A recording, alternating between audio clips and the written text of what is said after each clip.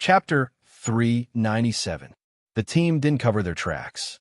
Even if they did, they wouldn't be able to cover them completely, so they didn't bother. There were a few hundred people carrying goods and cauldrons. It was impossible for them to not leave a trace in the forest. After a while, Xiao Xian would set up some more traps. The Taya people would also help. Their drugs would make Xiao Xian's traps even more pleasurable. As long as the people behind them continued to follow their footsteps, they could continue to enjoy themselves. If they could use skills to deal with the enemy, why would they need to use brute force? The Yinjiao and Taya people were happy to see this. They didn't need to waste time and manpower to deal with the pursuers. They only needed to be on guard against the people who had been lying in ambush in the forest. This greatly reduced the pressure on them. 2 days later, the number of ambushes had decreased. They didn't see a single person after half a day. Duo Kong relaxed. It was finally over. From now on, they only needed to be on guard against the beasts in the mountains. Because of Xiao Xian's traps, the people behind them didn't catch up.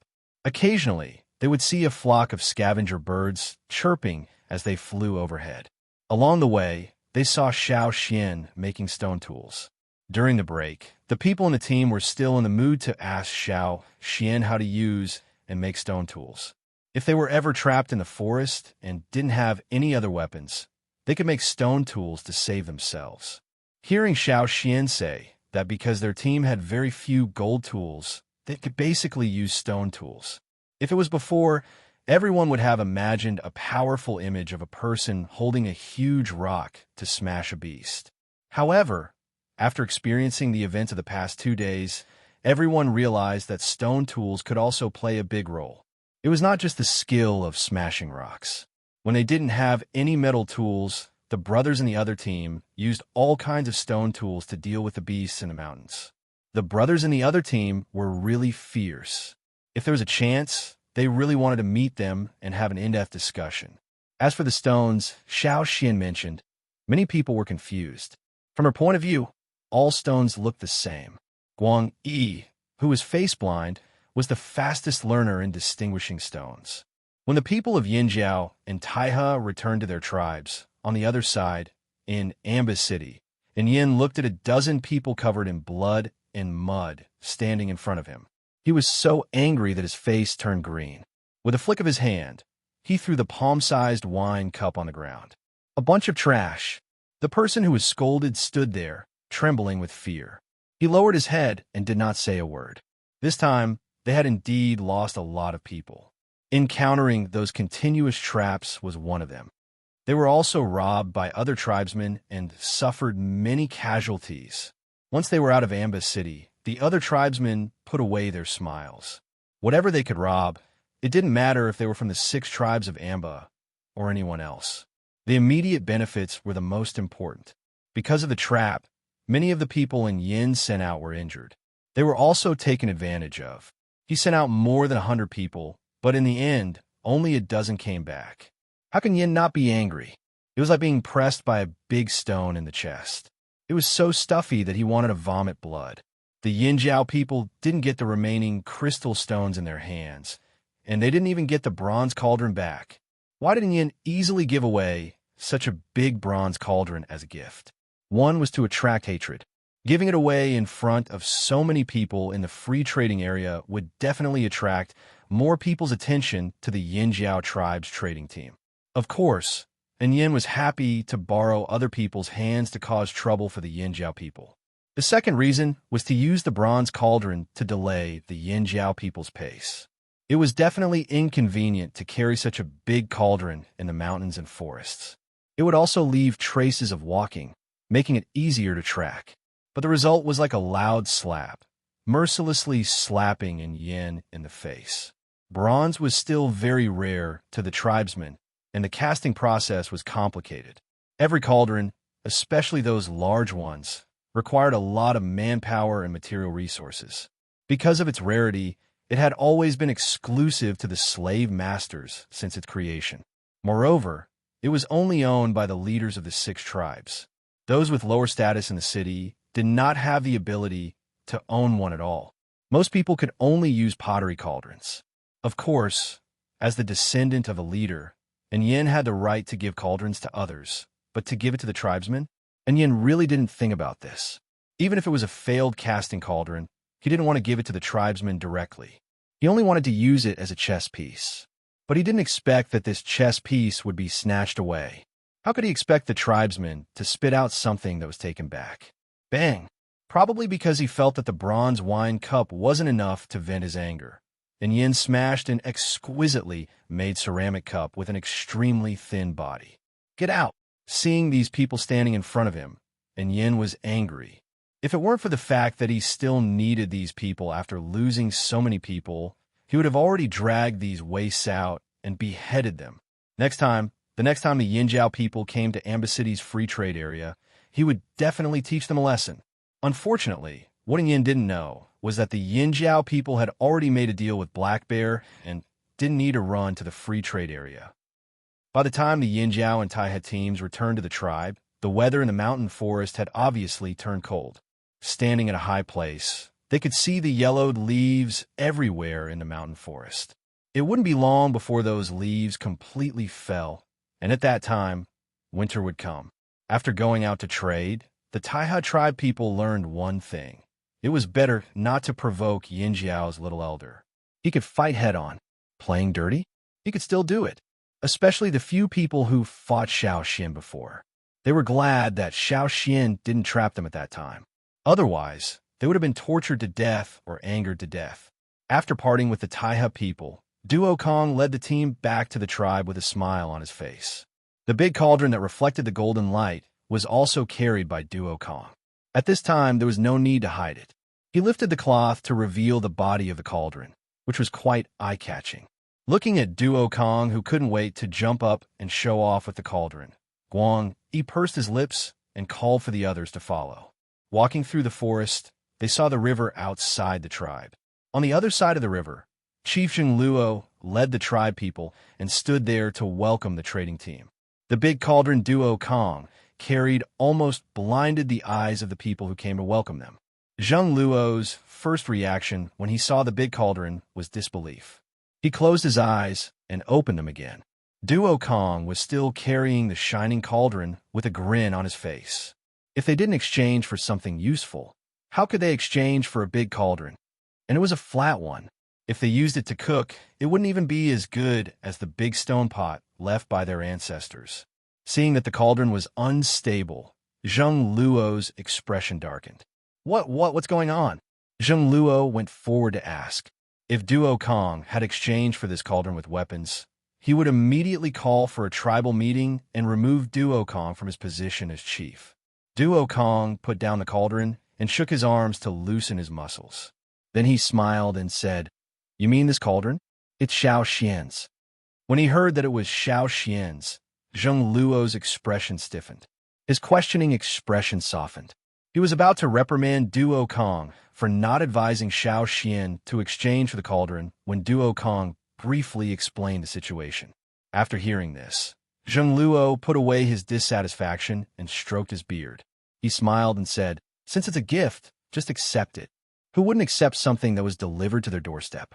As the chief of the tribe, Zheng Luo obviously thought of more things. To the slave masters, this cauldron was not something that could be casually given away. He could already guess in Yan's expression now. They went for wool and came home shorn. They deserved it. They deserved it for showing off. When he heard that Duo Kong was working with Black Bear, Zheng Luo smiled even harder. He said, Good. Zheng Luo, who was in a good mood, called Xiao Xian up the mountain and gave him some linen and silk fabrics. While you were out, another team from the tribe went to trade with other tribesmen. I have a lot here. Take some with you. Although ramie and other textile materials were rough, they were cheap and easy to obtain. Everyone used them more, but silk fabrics were rarely used. The slave masters really liked those glossy and smooth fabrics. After giving Xiao Xian some linen and silk fabrics, Zheng Luo asked Xiao Xian about the trade. Duo Kong only gave a brief explanation. He wanted to know more about the details. When he finished, Zheng Luo looked at the cauldron he brought back. Cloud pattern flat cauldron. It should be made by the Xia people, Zheng Luo said. Xia people? Xiao Xian didn't know much about this. Yes, It used to be the Xia tribe. The Xia people were good at casting. After the tribe split up, the Xia people used Gongjia as their surname and made a living by casting. Many cauldrons in Amba City were made by them. The Xia people style is mainly round cauldrons and cloud patterns. In recent years, they have more flat cauldrons. The 6 tribes are now casting cauldrons. Most of them are round cauldrons, followed by square cauldrons, and flat cauldrons are the least common.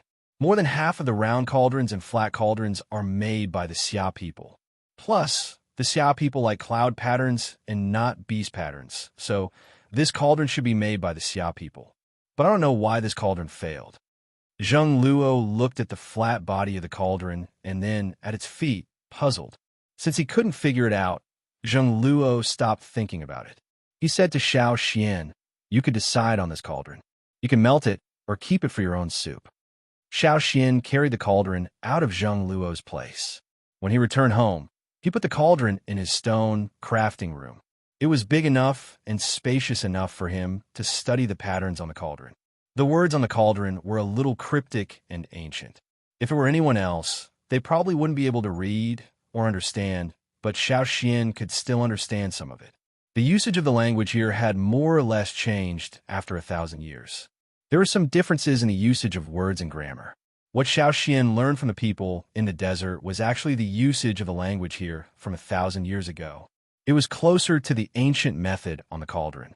Xiao Xian wrote all the words on the body of the cauldron on a piece of cloth for later study. But when Xiao Xian finished writing those words and looked at the cauldron standing there crookedly, he felt that the patterns on the body of the cauldron were a little strange. It was like a whirlpool attracting people's attention. Chapter 398. Many people thought that the decorative patterns on the cups and other objects were purely for the sake of looking good or acting as a symbol. Xiao Xian used to think so too, but the more he came into contact with these things, the more Xiao Xian found that there were many mysterious things in them. Just like the cauldron in front of him, Xiao Xian thought that what was displayed on the cauldron was all about the achievements of a slave owner in Amba City or other heroic deeds or records of some memorable things. But when he carefully observed it, he found that there were many things that he could not understand. Yes, just these words did contain some of the glorious history of Amba City. Although there were a few words that Xiao Xian could not understand, it did not affect his understanding of those words. They were words of praise for the ancient Amba tribe, as well as a few congratulatory words. If it was just these, it would be fine, but the cloud patterns on the cauldron that seemed to act as decoration or background always gave Xiao Xian a very strange feeling. Many tribes liked this kind of cloud pattern. The Hui tribe that he came into contact with also liked to use cloud patterns, probably because these vortex-shaped cloud patterns could not only be used as decoration and filling, but also had a sense of complexity and mystery in the structure.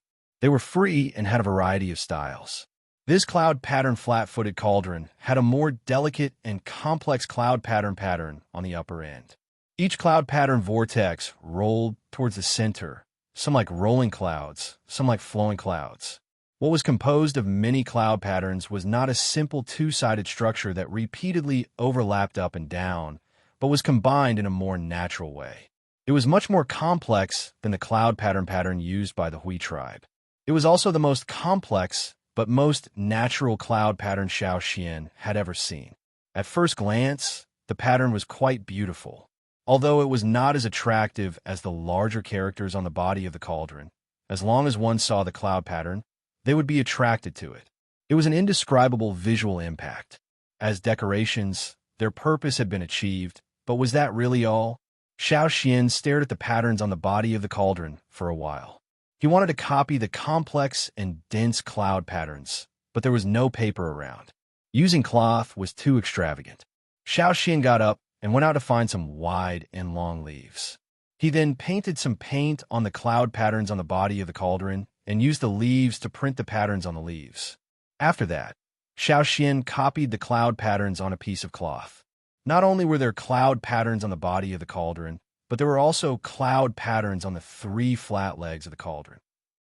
However, unlike the fine and complicated cloud patterns on the body of the cauldron, the cloud patterns on the flat legs were much thicker and more concise. Xiaoxian also imprinted the cloud patterns on the flat feet one by one and studied them slowly. Zheng Luo said that the cauldron was made by the Xia people. The Xia people liked to use cloud patterns. According to what Xiaoxian knew, cloud patterns were one of the earliest patterns. It seemed that every tribe that used cloud patterns had a very long history. Yinjiao's flame patterns were also created early. However, in terms of usage, they were not as widespread as the cloud patterns. Because the cloud patterns were balanced, there was a sense of movement and harmony. When two sides overlapped, the patterns would not appear abrupt. However, the cloud patterns on the cauldron made by the Xia people seemed to contain more. Since there was nothing else to do, and it was almost winter, Xiaoxian would have more free time to study these. After copying all the cloud patterns on the body of the cauldron onto 2 pieces of cloth, Xiaoxian went to the shamaness to ask about some older languages. However, the shamaness did not know much. She could only read about things from hundreds of years ago from the records of her ancestors. However, most of the records passed down by Yinjiao's ancestors were written by the shamaness. Most of the language used was also from the other side and not the local language. Since he could not get the help he wanted from the shamaness, Xiaoxian could only think about it on his own. Thinking about these cloud patterns, Xiaoxian felt as if he had returned to the time when he was studying the conclusion. Everything in the world was full of order and rules. Whether it was the wild beasts in the forest or the people in various places, the physiological functions of the body also operated normally because of order. A person's sense of hearing, smell, and other bodily functions acted on the brain for a long time. It had a subtle influence on people's creations, which led to the creation of various arts and skills. This sense of order was also fully reflected in the symbols and patterns created. For example, the cloud patterns that Xiaoxian was looking at now. There were many, but not messy. The person who created such a complicated and natural cloud pattern must have pursued a sense of balance and order in his creation. Only in this way could the cloud patterns on the body of the cauldron be produced. Then, under order, what did such a complicated combination of cloud patterns represent? Xiaoxian stared at the cloud patterns for a day, but could not figure out anything. After thinking about it, Xiaoxian went to the forest to pick up some leaves. The leaves that fell on the ground had already turned yellow, but they had not withered. The leaves were wider, and each one was larger than an adult's palm. They were also thicker. After picking up the leaves, he dried them under the sun and stored them for later use. At the same time, Xiaoxian also made a square sand table. The sand table was not deep, about 1 square meter in size. Xiaoxian picked up a branch and drew on the sand table. The combination of the complex cloud patterns seemed too difficult. Xiaoxian tried to divide the cloud patterns into several pieces and draw them on the sand table. Every time he separated a cloud pattern, he would draw a single cloud pattern on a leaf. After spending 5 days, Xiaoxian finished disassembling the cloud patterns on the cauldron. It was only a preliminary disassembly. He did not know if it was correct or not. Because there was no comparison, no one could tell Xiaoxian whether it was correct or not. Art existed in exaggeration and rendering, and the artistry of the pattern made it much more difficult for Xiaoxian to disassemble it. After thinking for 5 days, in addition to eating, drinking, and going to the toilet, all the time was spent on disassembling. When he finally finished drawing the last cloud pattern, Xiaoxian was tired. With dark circles under his eyes, he ate a large pot of mountain fruit and meat soup.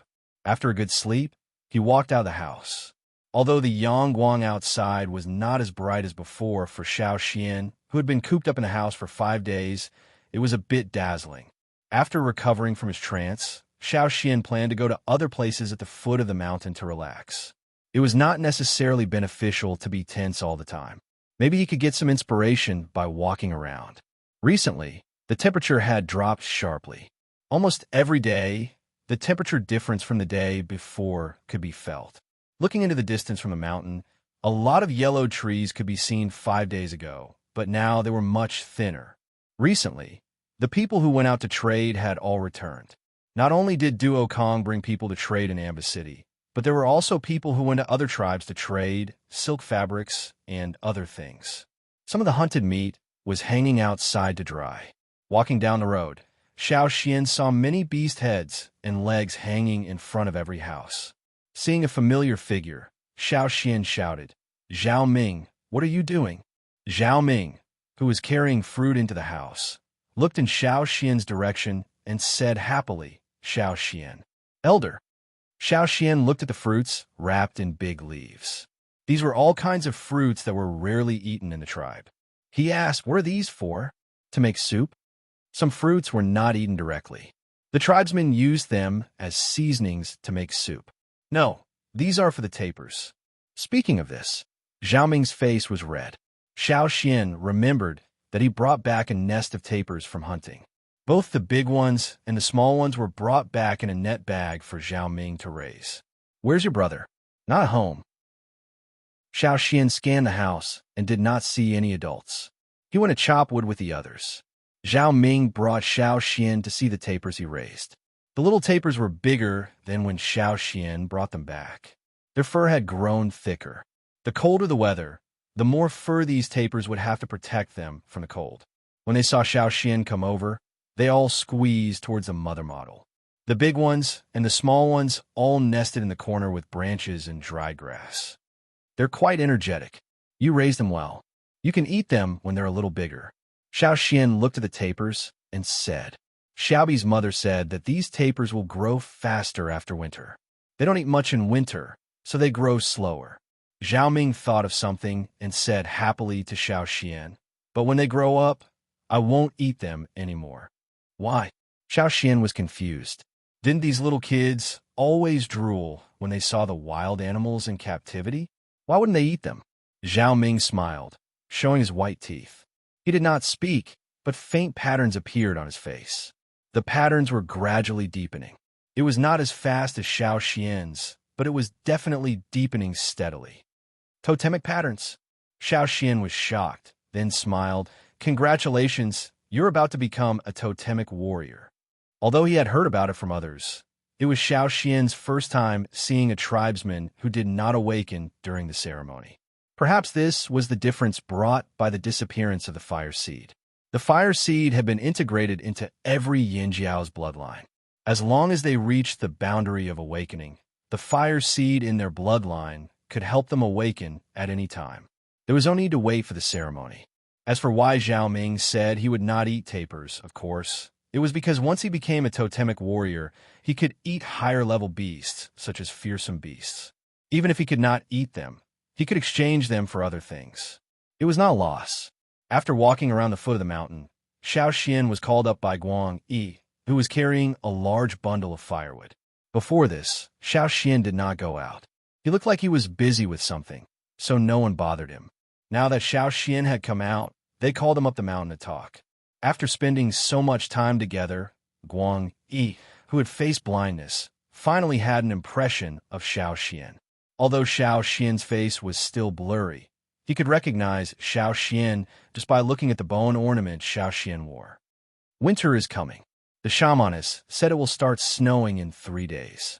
The chief has been discussing the winter hunt for the past 2 days, Guang Yi said to Xiao Xian. Usually, when winter started, there would not be heavy snow. The tribe would organize a hunt, and when it started snowing, they would not go out. After going up the mountain, Duo Kong asked Xiao Xian if he wanted to go for the winter hunt. The winter hunt had its dangers. Not everyone was suited for it. "I'll go," Xiao Xian said. He wanted to use this opportunity to hunt a better prey, to make a ceremonial animal robe for the ceremony. Winter here was not long. After the end of winter, there would be the most important ceremony of the year. This was also the first ceremony Xiao Xian attended since he came here. Chapter 399. After the snowfall, the forest was covered with a layer of white. Xiao Xian went out to hunt with a hunting team. Most of the beasts were thick-skinned but hairless. They rarely came out in the winter, so most of the beasts they hunted were hairy, which could be made into fur coats. Because of the participation of Xiao Xian, the elder, many people participated in the winter hunt. Everyone was very enthusiastic. In addition to hunting, Xiao Xian also went to the dry riverbed to fish some stones back. When he was free, he would make some glowing crystals for everyone to use. The winter night would be darker, so the crystals would make it easier for everyone to move around.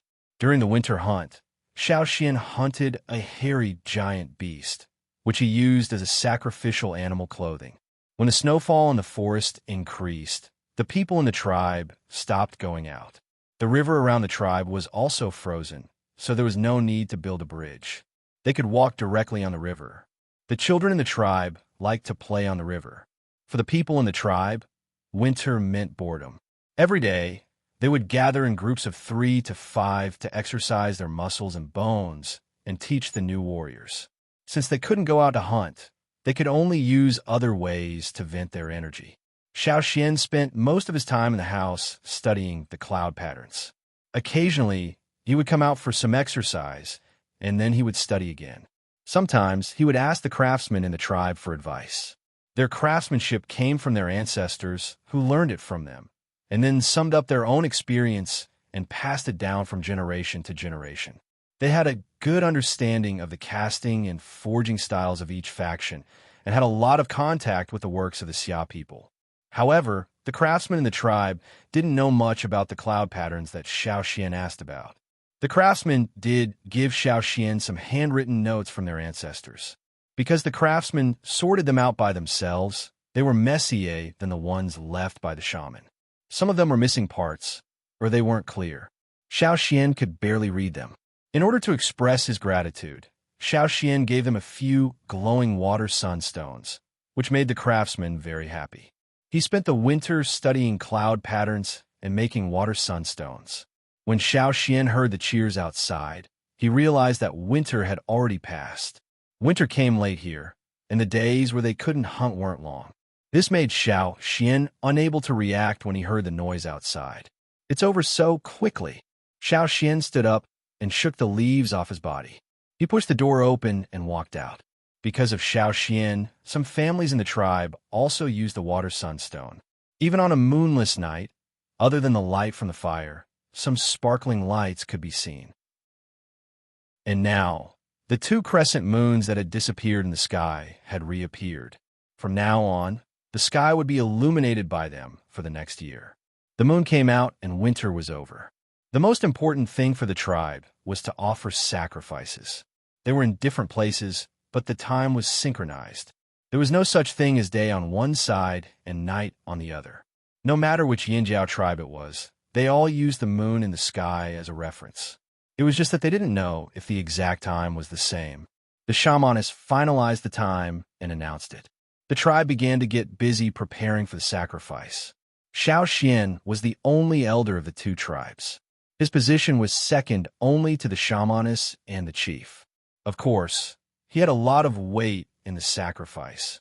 In the past year, the awakened warriors would sit closer to the front during the sacrifice, because from today onwards, they would officially become part of the tribe's combat power.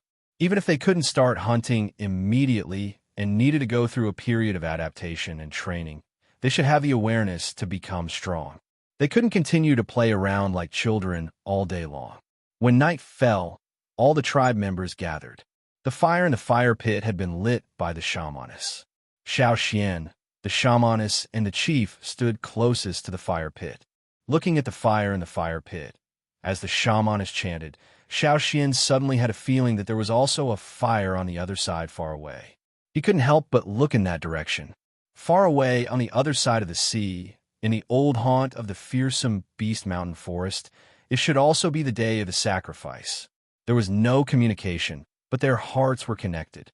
The shamaness originally wondered if the ancestral bow and ornaments would appear again in today's sacrifice. But as she chanted, she found that the fire in the fire pit was especially active today.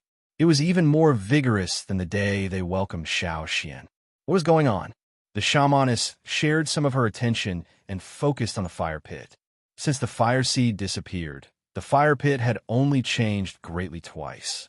The first time was when they welcomed Xiao Xian last year, and the second time was now. Whoosh! The fire rose without wind. It was like a giant beast waking up from hibernation, waving its sharp claws and roaring. The fire rolled up, and the totem of the two horns appeared clearly. This time, it was much clearer than last year's ceremony to welcome Xiaoxian. This change also surprised the tribesmen who were paying attention to the fire pit. They had never seen such a change before, but Xiaoxian had seen it before and more than once. The first of the three flames of the fire pit, soaring flame. As if to confirm Xiaoxian's guess, soon the fire in the fire pit rose up in an instant. At the same time, many flames flew out from the fire pit. The fire was fainter than the one in Xiaoxian's memory. It was not so much a flame, but a reflection of the flame. Looking at the sparks in the fire pit and the flames flying out one after another, the tribesmen were stunned and didn't know what to do. The shamaness looked at the scene in front of her and murmured. At this time, she had a guess. She suddenly turned her eyes to Xiaoxian, wanting to get an answer from Xiaoxian. The second flame of the fire pit, soaring flame. Xiaoxian whispered. Synchronized. The fire pits on both sides were synchronized. Even across the sea, even though the situation on both sides was different, at this moment, at tonight's ceremony, the fire pits on both sides were synchronized. On the 4 bone ornaments worn by Xiaoxian, the crimson beads emitted flames. Like last time, the eruption of flames wrapped around the surroundings and then formed a flame giant that rose from the ground. Because of the previous experience, everyone was a bit calmer this time. They were only shocked by the floating flames that looked like shadows. This was the first time in their lives that they had seen it. It was strange, but there was an inexplicable sense of intimacy in the bottom of their hearts. The tall flame giant slowly turned around and looked in one direction, which was also the direction Xiaoxian was looking at before. At the same time, in another place far away, in the ferocious beast mountain forest, the Yinjiao tribesmen at tonight's ceremony were worried about Xiaoxian, who had disappeared for a long time. Since Xiaoxian's disappearance in the desert, the shamaness had sent people to investigate. It took a lot of effort to find out that Xiaoxian had been hunted down and jumped into the sea. He hadn't been seen since then. Because of this, the Yinjiao tribe had almost started a war in the desert. But later, everyone was called back by the shamaness. Xian is still alive. The shamaness held the box containing the elder's bone ornaments and told everyone with certainty. Tonight, many people thought of Xiaoxian, but they didn't expect a flame giant to suddenly appear in the fire pit. If Xiaoxian was here, the flame giant would have calmed them down. But now, Xiaoxian wasn't here. The flame giant that appeared didn't have any other reaction because of the kneeling crowd. The huge figure formed by the flame slowly turned in one direction. The shamaness looked at the light emitted from the box containing the elder's bone ornaments and was so excited that her hands trembled, almost shaking the ornaments out of the box. He found them. Xian must have found them. The others didn't understand what the shamaness meant. They only knew that Xiaoxian was still alive. That was enough. When will he return? The shamaness asked in a trembling voice. The others thought that she was talking about Xiaoxian, but Chief Ao knew that she wasn't talking about just Xiaoxian. After the sacrificial ceremony, no matter which branch they were from, their hearts were not at peace. The Yinjiao people in fearsome beast forest were wondering when Xiaoxian would return. The shamaness and Chief Ao were wondering if Xiaoxian had really found the other Yinjiao people. On the other side of the sea, everyone was wondering what the flame giant was looking at and what the ancestor was trying to convey. Some people guessed the reason and couldn't sleep that night. Chief Zhengluo sent a team with Xiaoxian to the shore, where Xiaoxian had come ashore, to see if there was a passage under the sea. But they returned in disappointment. Xiaoxian didn't even see the passage that he had come from, let alone a safe passage. They probably didn't meet at the right time. Even if they did, Xiaoxian felt that other than himself, there might not be many people who could safely pass through there. It was impossible not to be disappointed. Even though this place had a rich culture and they could live well here, Xiaoxian still wanted to go back and take the Yinjiao people with him. Building a ship? With their current technology, they might not be able to build a ship that could support such a long journey. There are also many giant beasts in the sea. One tail could overturn them all. The danger was no less than the passage under the sea. After thinking about it, Xiao Xian felt that if the bridge under the sea could be raised, then everyone could go from one continent to another just like they did 1,000 years ago. Unfortunately, he didn't have the ability. Forget it. He would wait for another chance. Or maybe he would find another way. By the time they returned to the tribe from the shore, the weather was already warm. Some people had already started to try planting in the small fields of the tribe. Even if they didn't plant much, as long as they could produce something to relieve the pressure of food, it was worth it. Besides, the shamaness had told everyone that hunting was important, but so was planting. This skill could not be neglected. There was still some time before the next hunt. Looking at the people working in the fields, Xiao Xian asked some experienced growers some questions. He remembered that he still had some things in his hands. Xiao Xian still had some of the 1,000 gold grains that he and Jiju had stolen from the rats. He had thought about planting them when he brought them back, but it was already the end of the year, and he had other things to do. Xiao Xian didn't think about it anymore. He took out the bag of grains. These grains had been dried by Xiao Xian. They didn't look as bright as before, and the husks were a little dark. Looking at these dark golden grains, Xiao Xian put them away and took them to find experienced growers. In this climate, they should be able to try planting, right? Chapter 400. The weather was getting warmer, and the air was humid. But when the sun came out, the humid air was gone. Xiao Xian took the small bag of grains down the mountain and went to the tribe's farmland to discuss it with someone. A few days ago, he asked an elder in the tribe who was good at farming. He planned to bring the grains to the elder today and ask for his opinion and suggestions. Xiao Xian knew about farming, but after coming to this world, he didn't recognize most of the plants because they didn't even exist in the other world. Not only that, but after coming to this world, Xiao Xian was blind again. Although he knew some, the main crops here were different from what Xiao Xian knew. Their growth habits were also very different. Xiao Xian could only ask someone who was more experienced. Most of the tribe's farmland was at the foot of the mountain. From the mountainside to the foot of the mountain, there were plots of land. Each plot was planted by several families. As for how the land was distributed after planting, the tribe didn't care. Xiao Xian came to a plot of land near the foot of the mountain. An old woman with a head of silver hair was sitting there. Her name was Chi. Her mother was from the Taiha tribe. The Taiha tribe was better at farming than the Yinjiao tribe. They had a better grasp of many techniques, so Chi knew more about farming. The people who worked in the fields often came to ask her questions. "You're here." Chi saw Xiao Xian and quickly stood up. In many tribes, people had to pay their respects to people of high status. Yinjiao also had this kind of etiquette on important occasions, but it was usually more casual. Chi obviously still felt that she had to bow to Xiao Xian. But as soon as she stood up, Xiao Xian stopped her. Xiao Xian didn't say much. He took out the bag and poured out a few grains. "Take a look at this." Chi-Chi's attention immediately shifted to the dark gold grains in Xiao Xian's hand. These were grains that she had never seen before. After taking a closer look, Chi shook her head. "This is the first time I've seen such a grain." "Is this the 1,000 grain gold you mentioned?" "Yes, that's it." Xiao Xian had told Chi where he found the 1,000 grain gold. After some consideration, Chi suggested that Xiao Xian find a place similar to where he found it. That way, it would be safer. No one knew what kind of environment this plant liked to grow in. There were all kinds of plants.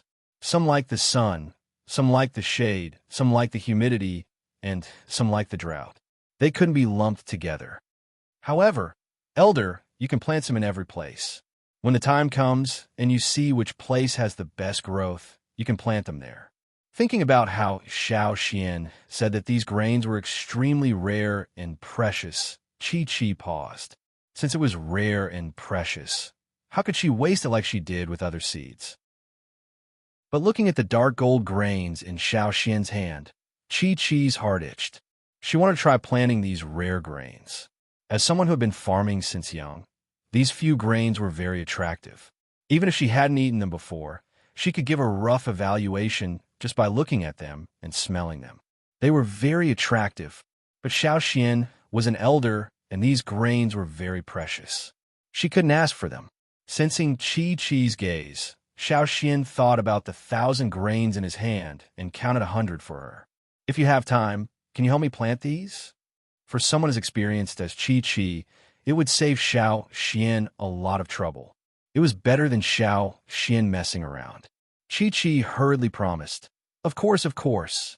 Don't worry, Elder. I will do my best." As she spoke, she took out a cloth bag and carefully took the 100 grains from Xiao Xian. She decided to discuss this with her fellow farmers first. They would carry out their plan after they came up with a plan. If she succeeded, she would definitely get more benefits from Xiao Xian.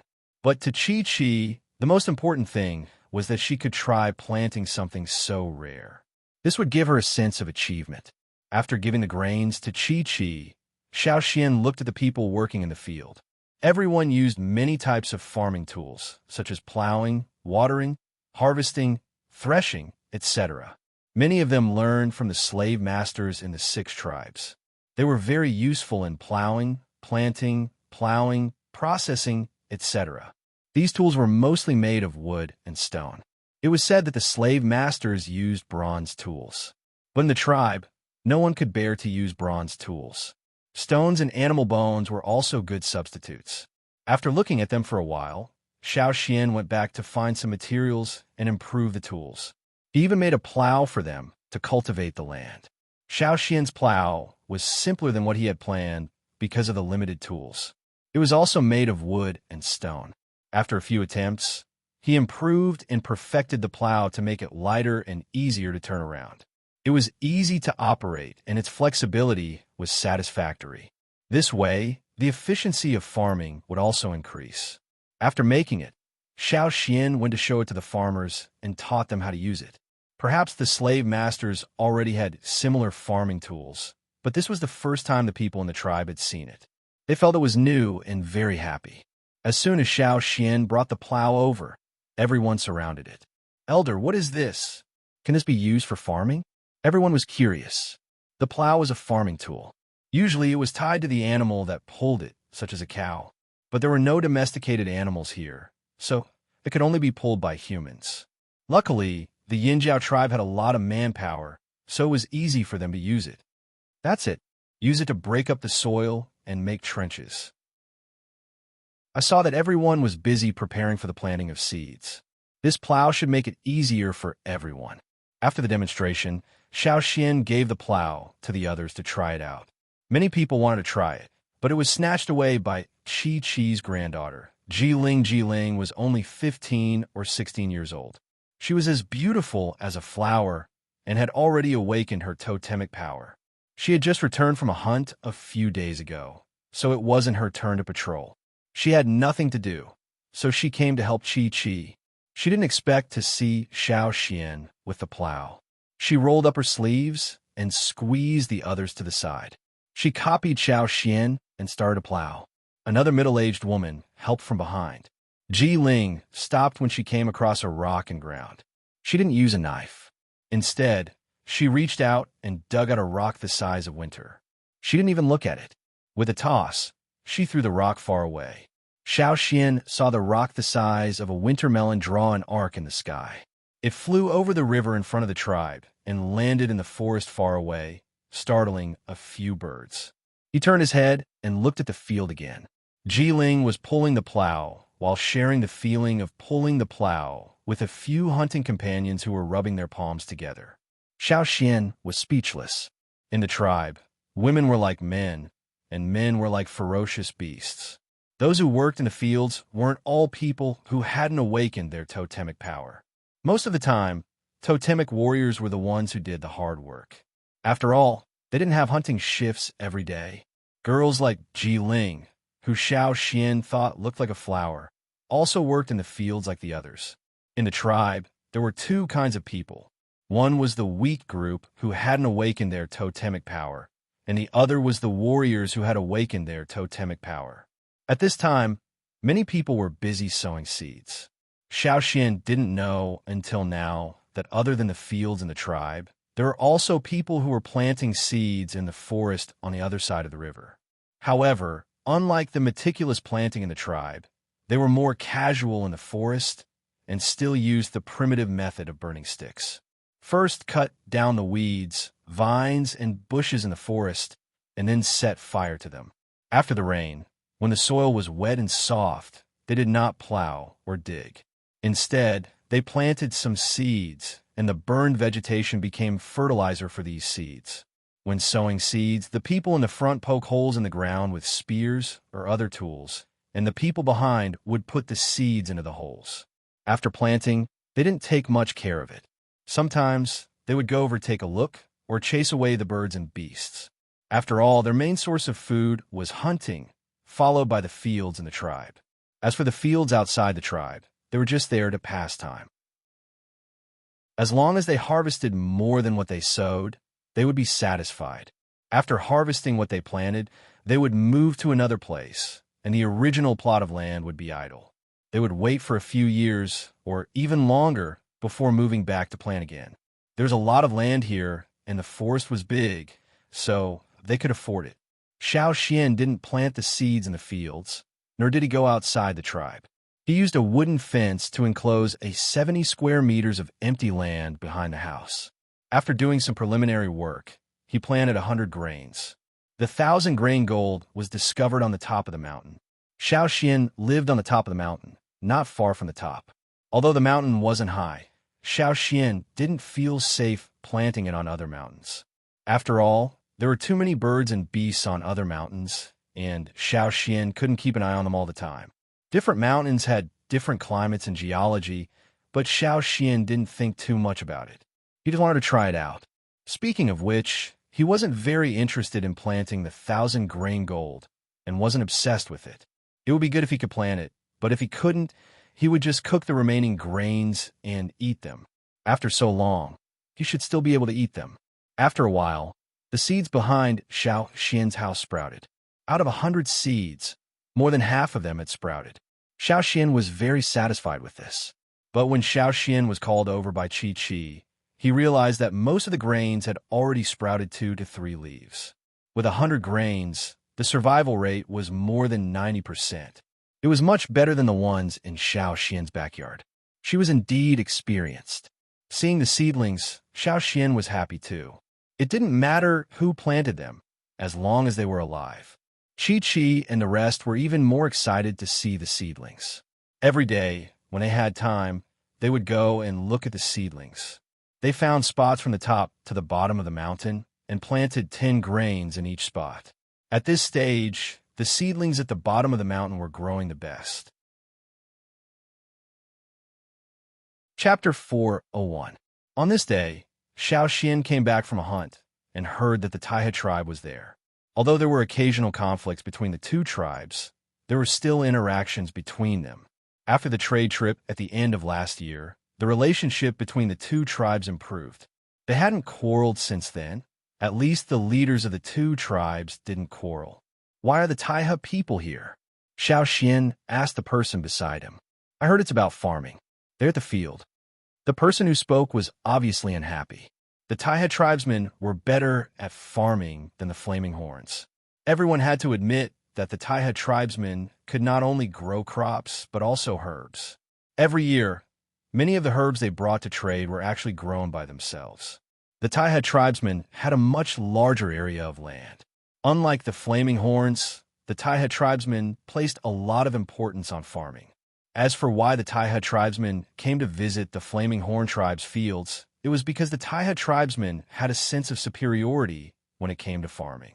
Every time they came, they would act arrogantly, as if they were teaching the Flaming Horn tribe. This was the reason why there were so many small-scale arguments. But from the tribe's point of view, the shamans were happy to see this kind of academic exchange. Although there were arguments, it was worth it if the Yin Jiao people could learn more. Thinking about the 1,000-grain gold that Chi planted, Xiao Xian put down his prey and walked towards the field. Xiao Xian didn't ask Chi to keep the 1,000-grain gold a secret. Chi even asked Xiao Xian if they should hide it if the Taiha people came. Xiao Xian refused.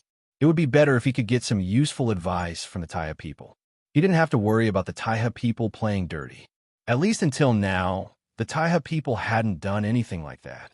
After asking around, Xiao Xian went to a place near the mountainside. There were already many people there.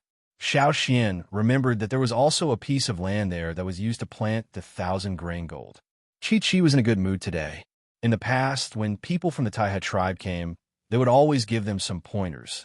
Their choice of words wasn't too tactful, and they took pleasure in attacking them. It wasn't easy for them to find a way to attack the Yinjiao people, so they naturally wouldn't hold back. But today was different. Even though the Taiha people caught some mistakes, the incident with Li and the 1,000 grain gold distracted them. When Xiao Xian walked over, 2 Taiha tribesmen were discussing something around a plow. The others were with Chi, standing beside a specially fenced field. There were only a few seedlings in the field. As for the people around the fence, their eyes were shining as they looked at the seedlings. Seeing Xiao Xian walk over, Chi bowed as usual and introduced the people from the Taiha tribe. After being ridiculed so many times, Chi wanted to return the favor. When she introduced them, her expression seemed to be saying, "Look at these bumpkins, they haven't even seen a plow before." After being ridiculed by Chi, the Taiha tribesmen's expressions froze. It was rare that they didn't retort back. Instead, they quickly put on a smile, as if they were close relatives. One of them coughed and walked forward. Quan Bai from the Taiha tribe is here to make a deal with Elder Xiao Xian. At the end of last year, they had already heard about the glowing crystals from their trading team. They had sent people to probe the flaming horns a few times, but the flaming horns kept their mouths shut. They couldn't find out anything useful at all. This time, the chief had the intention of letting them trade with the flaming horns. They wanted to exchange some glowing crystals for them to take a look. Originally, they thought that if Xiao Xian wasn't here, they would look for someone else. The other Yinjiao tribesmen also had glowing crystals. They didn't expect to run into the Yinjiao hunting team today. "You want the water sun stone?" "Of course," Xiao Xian said. "But what do you want in exchange?" "What does Elder Xiao Xian want?" Quan Bai asked. Usually, in a trade between 2 tribes, bronze wares were rarely exchanged. Most of the time, animal hides or other items were used. Taiha tribe had more herbs. Quan Bai thought that Xiao Xian would directly ask for precious herbs.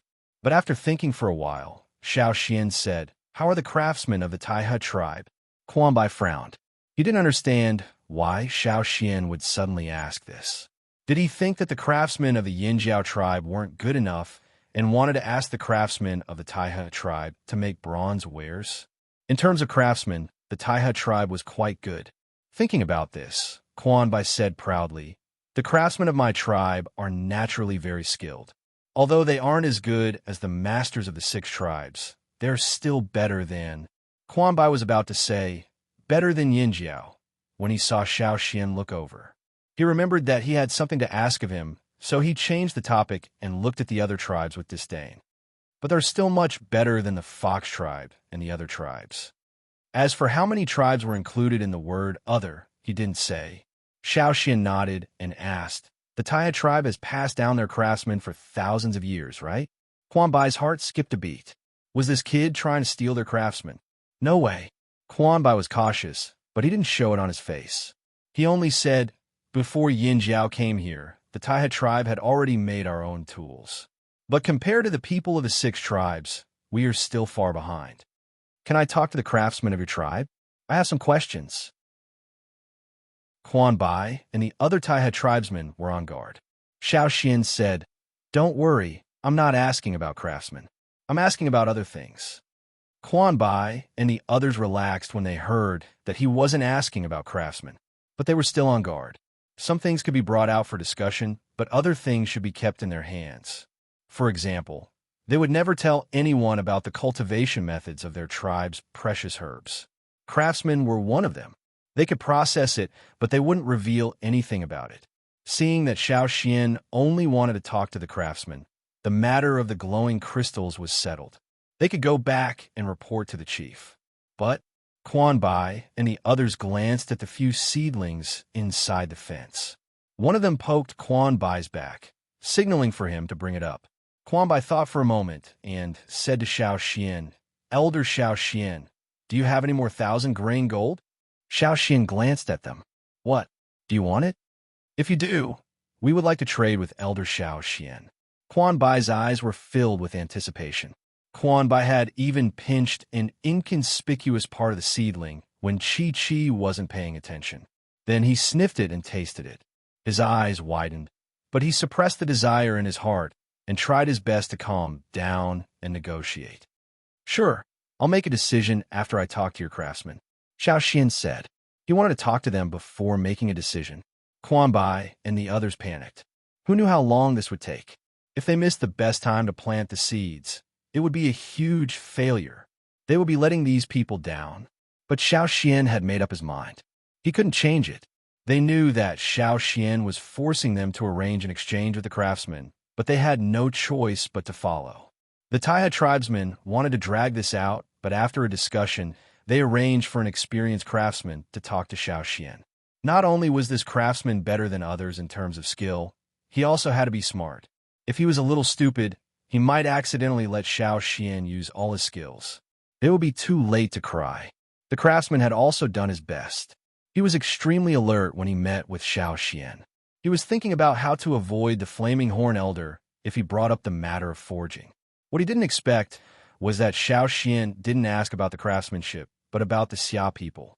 Since it wasn't about forging, the craftsman relaxed and told him what he knew. As for the cloud pattern Xiao Xian mentioned, the craftsman didn't know much about it. Thinking of something, the craftsman said, "I remember that in the records left by my ancestors, there was something about the Xia people's cloud pattern." Xiao Xian was disappointed, but perked up when he heard this. "Your ancestors studied the Xia people's cloud pattern?" The craftsman nodded. "It seems so. But after they passed away, no one paid attention to the Xia people's cloud pattern. In fact, the craftsmen of the Taiha tribe wanted to imitate the Xia people's products because they could sell for a high price. The Xia people's most typical cloud pattern was the complicated cloud pattern. But when it came to forging, they realized that the seemingly simple cloud pattern was extremely difficult to imitate. Just a little bit would result in a much worse product. Anyone with a discerning eye could tell that it was fake. The craftsmen studied for their entire lives, but couldn't figure it out completely.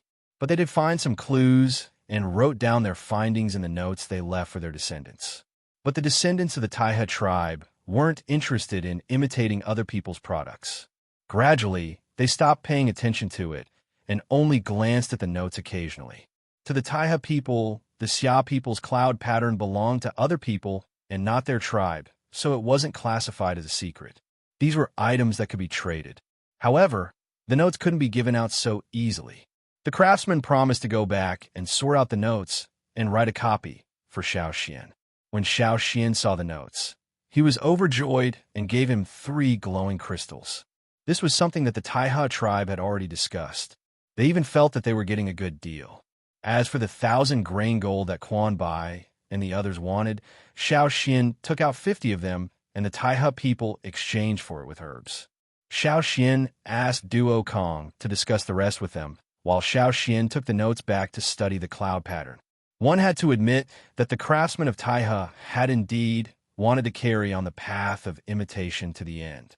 Unfortunately, they had kicked an iron door and could not open it. The cloud patterns of the Xia people looked simple, but it was always difficult to understand.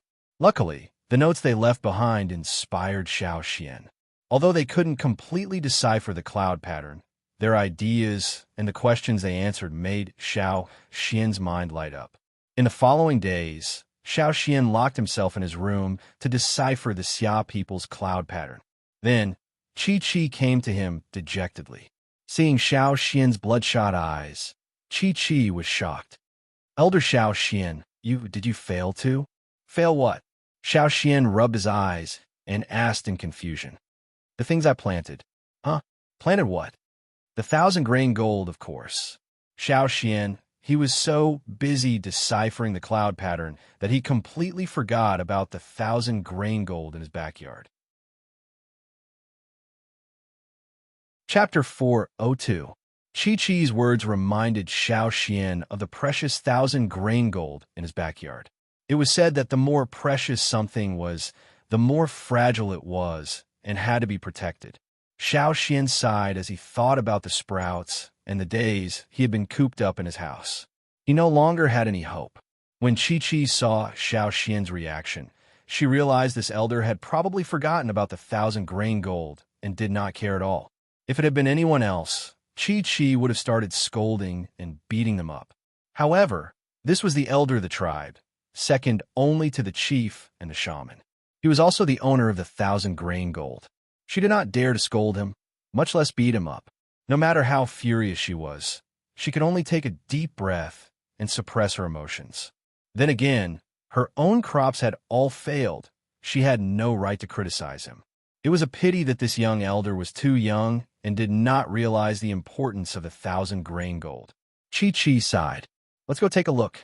Xiao Xian tidied up the thick, dry leaves beside him that served as a notebook, then brought Chi-Chi to the backyard.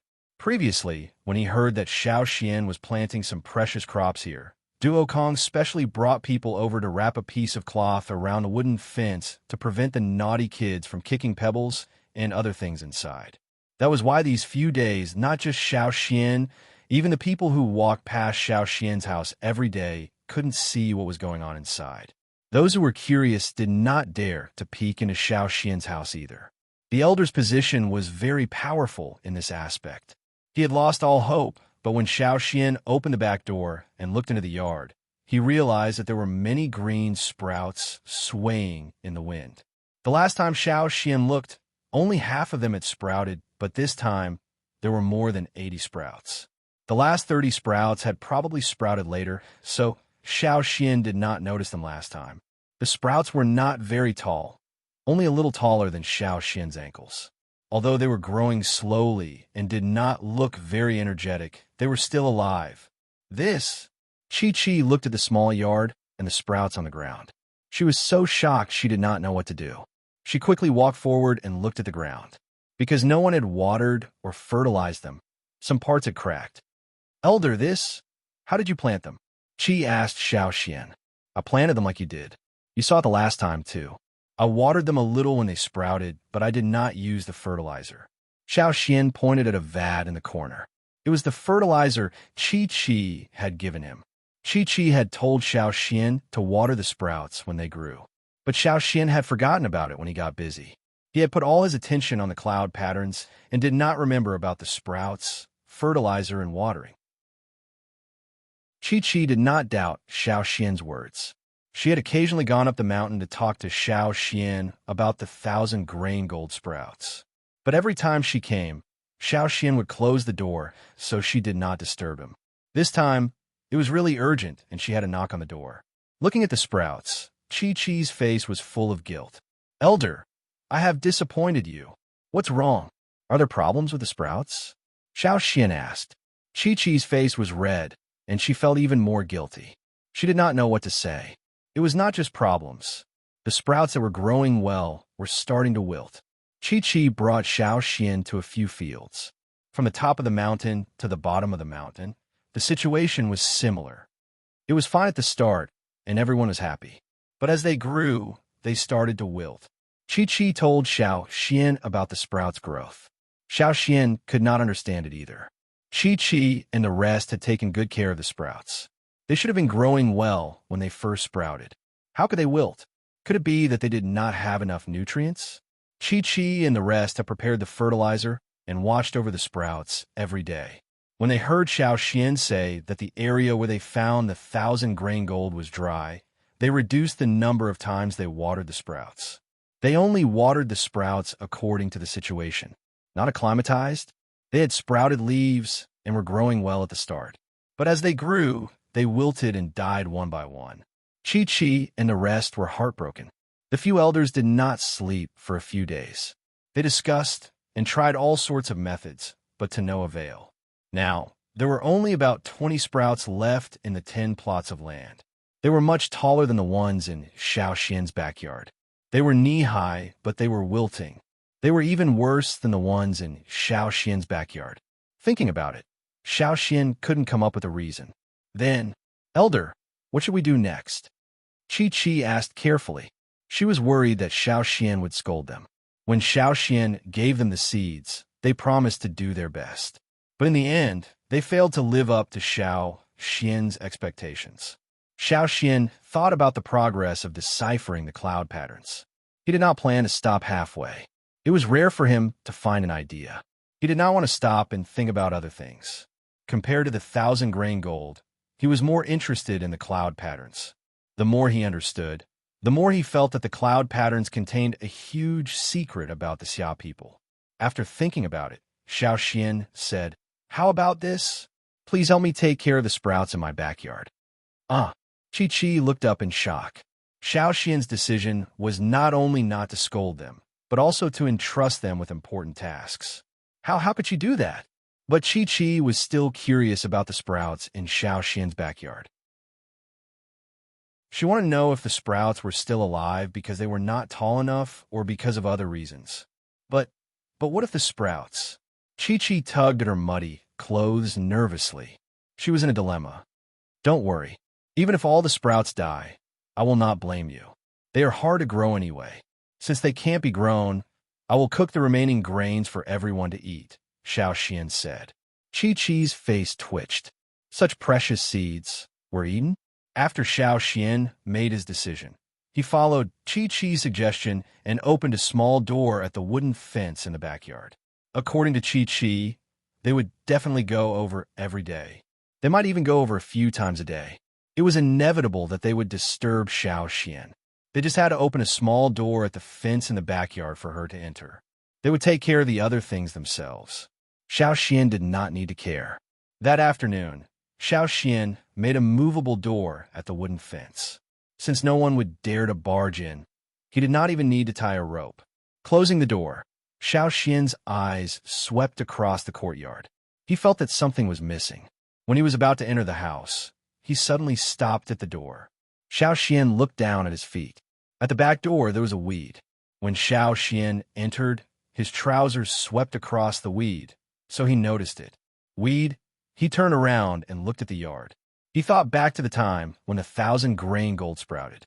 Xiao Xian remembered that there were many other unknown weeds growing in the yard. At that time, Xiao Xian was thinking about the cloud pattern. He planned to wait until the seedlings were bigger before getting rid of them. Who knew that he would wait until now? It had been more than 20 days. Xiao Xian did not even go out for a hunt. It had been more than 20 days, and in such warm weather, the annual weeds should have grown even more vigorously, right? But the truth was, there were only a few weeds in the yard. Most of them were spread far away from the seedlings. The weeds from 20 days ago were long gone. Xiao Xian found a thick leaf without writing and recorded this discovery. He would look at it later. After entering the house, Xiao Xian continued to decipher the cloud patterns.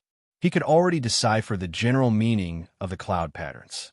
Although he had only deciphered 2 cloud patterns and there was still a thick stack of cloud patterns to be deciphered, it was good to have some progress. Xiao Xian would decipher all the cloud patterns on the cauldron. In the following days, other than going out to hunt, Xiao Xian spent most of his time deciphering the cloud patterns in the house. As for the 1,000 grain gold seedlings in the backyard, he would only occasionally take a look at them when he was resting. When he came back from his hunt, Xiao Xian asked about the situation of the Chi seedlings. In the 10 plots of land on the mountain, only 2,000 grain gold seedlings were still alive. They were the 2 slowest growing seedlings. They didn't look like they could last much longer. The 80 seedlings in Xiao Xian's backyard were also growing faster under the care of Chi and the rest. The seedlings in Xiao Xian's backyard were almost as tall as the seedlings they took care of before. However, when they reached this height, it was as if they couldn't cross the threshold. They changed their growth pattern and started to wither until all of them died. That was why Chi and the rest were worried as they watched the seedlings grow taller by the day. For the sake of the seedlings in Xiao Xian's backyard, Chi even invited some people to the Taiha tribe to exchange their experiences. They wanted to lower their status and learn something useful from the Taiha people. If they could take care of the seedlings, they would be able to answer to Xiao Xian. However, the situation in the Taiha tribe wasn't good either. They only lasted a little longer than them. Once the seedlings reached that stage, they withered. When Chi and the rest went over, the Taiha people wanted to go over to Yinjiao to take a look. Fertilizing the land, plowing the soil, improving the soil, everything was done. The seedlings were so healthy. Why did they wither in the blink of an eye? As expected of the precious 1,000-grain gold. They were so hard to take care of. Everyone was worried. Because of the Taiha people's meticulous care, the seedlings grew too quickly. Although they were planted later, they were still growing faster than the ones in Xiaoxian's yard. But once the seedlings reached that stage, they withered. There was no helping it. They heard that only the ones in Xiaoxian's backyard were left. Hence, the Taiha people went over to Yinjiao every day to take a look. Seeing that the seedlings were growing faster under the care of Yinjiao and Taiha people, and that they were about to reach that threshold, Chi and the rest were even more worried. They couldn't sleep at night. It was as if they had an anxiety disorder. Xiaoxian, on the other hand, had been deciphering the cloud patterns behind closed doors. He did not experience their fear at all. Chapter 403. Xiaoxian wrote down all the cloud patterns he could decipher on an animal skin scroll, and the ones he couldn't decipher on another scroll. Then, he tidied up and slept for 2 days. After resting, Xiaoxian's dizziness from deciphering the cloud patterns was gone. He felt refreshed and heard voices in the backyard. Thinking about the seedlings, he went to the backyard. Tai's Quan Bai and the other 5 had been living in the Yinjiao tribe. They followed Chi and the rest up the mountain to Xiaoxian's backyard to take care of the seedlings. If they had anything to discuss, they would not do it in the yard. If they spoke, they would lower their voices to avoid disturbing Xiaoxian. When Xiaoxian opened the back door and looked in the backyard, he found a dozen old men and women squatting in his backyard. There were also people standing outside the backyard, craning their necks to look inside. He then looked at the seedlings in the field. Judging by their height, they were already above his knees. They were green and in good condition. When they saw Xiaoxian, Chi, Quan Bai, and the rest quickly stood up. "How is it?" Xiaoxian asked. Chi was confused and excited, replying, "There are 62 left. A while ago, the seedlings here had also died." When they saw the wilting seedlings, Chi, Quan Bai, and the rest felt helpless. They even wanted to give up. But soon, they found that not all seedlings were wilting. Most of them were still fine. Someone suggested to pull out the wilting seedlings. He felt that the wilting seedlings were infected. If they were left in the field, they would spread the disease to the other seedlings. When they were planting in Taiha, they were reluctant at first. Later, more and more seedlings were like this, so they pulled out the rest. Unfortunately, they were all wiped out in the end. However, after some consideration, Chi did not uproot the seedlings directly. They had tried uprooting the sickly seedlings in their 10 plots of land, but to no avail. It was the same whether they uprooted the seedlings or not. Therefore, he didn't bother about it and continued to stay in the field. Luckily, the other 60-plus stalks were still growing healthily. As the days passed, there were no signs of illness. Chi-Chi's worries were gradually put to rest. This made her overjoyed. Xiaoxian looked at the few dead seedlings in the field and didn't pay much attention to them. It was already beyond his expectations that more than 60 of them could survive. Xiaoxian had originally thought that if he couldn't plant it, he would just eat the remaining grains. But now, it seemed that he should wait a little longer. The few people from Taiha were very concerned about Xiaoxian's attitude. They were afraid that Xiaoxian would chase them away, so they were very obedient. Even when Duo Kong made fun of them several times, they didn't argue. Seeing that Xiaoxian didn't chase them away, Quan Bai was slightly relieved. At the same time, he was thinking about why the 1,000 gold seedlings in Xiaoxian's backyard could survive that hurdle. Could it be that the seeds given were different? When he thought about this, Quan Bai denied it. The seeds planted by Chi and the others had all died. Xiaoxian wouldn't use inferior seeds to fool them. Why was that? Xiaoxian didn't know either, but he wasn't that stubborn. When he returned to the house, Xiaoxian thought of something and opened the storage room where he stored the food. The storage room was near the back door, and beside it was the kitchen. Sometimes, Xiaoxian would just take food from the storage room and go next door to cook. Xiaoxian remembered that because he was busy with the cloud patterns, he didn't even use a pot, didn't cook soup, didn't roast meat, and only ate the dried meat. It was more convenient that way. When he was hungry, he would eat a piece of dried meat and drink some water before continuing to decipher the cloud patterns. Thinking back, Xiao Xian remembered that when he prepared the dried meat, other than the marinated meat, he also kept a fresh beast leg. He planned to roast it. Because he had just returned from a hunt, he brought back a lot of trophies. He didn't have a place to put the leg, so he just threw it on the ground. When he was about to roast the meat in the storage room, he suddenly had an idea. He dropped what he was doing and rushed to decipher the cloud patterns. He was so busy that he didn't go back to the storage room. Logically speaking, the beast leg that wasn't marinated and dried should have rotted in the storage room. However, Xiao Xian didn't smell a strong rotting smell. Xiao Xian opened the door of the storage room and looked inside.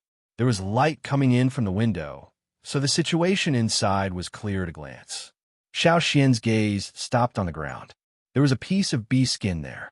The protruding part was similar to the shape of a bone, but the other parts had sunk in and were stuck to the ground. Other than that, there was something else on the beast's skin. Xiao Xian walked closer to take a look. He found that it was something like a plant's root system. It was very thin and slightly white, as if it could be broken with a casual pull. However, it was this thin and weak thing that went up from the ground, penetrated the beast's skin, and then from another place, penetrated the beast's skin again and plunged into the ground. That was the beast skin of a fearsome beast. Even a stone knife of slightly inferior quality wouldn't be able to cut it. But now this beast's skin seemed to be sewn to the ground. Xiao Xian pulled slightly, but it didn't budge. He had to use force. However, Xiao Xian didn't intend to tear it apart by force for the time being. He used his black knife to cut open the beast's skin. There was almost no flesh under the beast's skin, only bones. The beast leg that Xiao Xian had thrown here was about 1 meter long, but now there was only skin and bone left. Where did the white roots come from? Xiao Xian stood up and looked out the window. On the other side of the window was the backyard. There were only the 1,000 grain gold in the backyard now. Even the weeds were weak. Now, because Chi-Chi and the rest were taking care of the weeds, they pulled them out whenever they saw them. But what about before? Before Chi-Chi came, there weren't any weeds in the backyard. Xiao Xian gently kicked the white root that had pierced through the animal skin. He went out and carefully looked around the house, but he didn't find any other white roots. Using his special vision, Xiao Xian saw below the ground. The white roots did indeed extend from the backyard where the 1,000 grain gold was planted. However, the roots were too deep and Xiao Xian couldn't see clearly. After thinking about it, Xiao Xian didn't tell Chi-Chi and the rest about this. He wasn't sure if that was the root of the 1,000 grain gold, so he didn't throw any more meat on the ground. Another 10 days passed. Something happened to the seedlings in the yard. Chi-Chi and Quan Bai were worried. A few of them started to wilt. They were worried. Some even guessed that it was a second hurdle. Quan Bai even went back to Taihe to bring some special fertilizers. There were animal fertilizers and plant fertilizers. These fertilizers helped to alleviate the wilting. The number of sickly plants didn't increase. However, the sickly plants started to die. Quan Bai and the rest couldn't save them no matter how hard they tried. 62 stalks, 7 of them gone in one go. Chi-Chi, Quan Bai, and the others were pounding their chests in pity. However, a few days later, the situation changed again. More plants started to wilt. This time, everyone panicked. What should they do? Xiao Xian asked for a piece of fresh meat. He didn't clean it up. He brought it to the storage room and placed it on top of the beast skin that was sewn to the ground. The next day, when Xiao Xian went to take a look, he saw another white root on top of the ground. The white root was stuck into the meat. The change was obvious. It shrunk every day until only a piece of beast skin was left. There was a white root sticking out of it. It was similar to the previous situation. After that, the remaining 52,000 grain gold plants in the backyard didn't show any signs of illness other than the 3 plants that showed signs of withering. This made Chi-Chi and Quan Bai heave a sigh of relief. However, they were still confused. Xiao Xian didn't explain to them. Xiao Xian stared at the 2 pieces of beast skin on the ground. After a while, he patted the white root with his knife. 1,000 grain gold? What a picky eater. As the days passed, the long and narrow needle-shaped leaves on the 1,000 grain gold plant gradually increased in number. They grew longer and swayed energetically in the wind. After discovering the white roots in the storage room, Xiao Xian would cut off some meat and place it on the floor of the storage room every time he came back from a hunt. After checking, he confirmed that the roots were from the 1,000-grain gold plants. It was even possible that all 50 plants were connected to one root. The mountain was huge, and there was still some distance between each house. Other people would not leave fresh meat on the ground for too long. It was only because Xiao Xian was too busy that he forgot to clean it up. That was why such a situation happened. As soon as Xiao Xian stopped supplying the meat, there would be problems in the backyard, and the people who took care of that piece of land panicked again. After that, Xiao Xian told Chi about his discovery. He brought her to the storage room to see the leftovers and the white roots. Maybe there are other fertilizers that can support its growth. But for now, this is the only way. Xiao Xian pointed at the bee skin on the floor. Chi was shocked. While Xiao Xian was still thinking about how wasteful it was, she was already excited. It's good that you know the reason. As for the meat required for this method, it wasn't a big deal. It wasn't winter now. They could bring back a lot of food every time they hunted. She could eat less, but she couldn't save on the 1,000-grain gold. There were less than 40 plants left in the field. Chi didn't want to see any more plants wither and die. Meat? Here, here, here. When Quan Bai and the others found out, they were even more enthusiastic than the Yinjiao people. If the Yinjiao people couldn't afford it, the Taya people would do it for them. Xiao Xian didn't agree to let Quan Bai and the others bring meat. He could handle it himself. However, Xiao Xian also thought that he wouldn't plan it again after this time. This thing was too picky.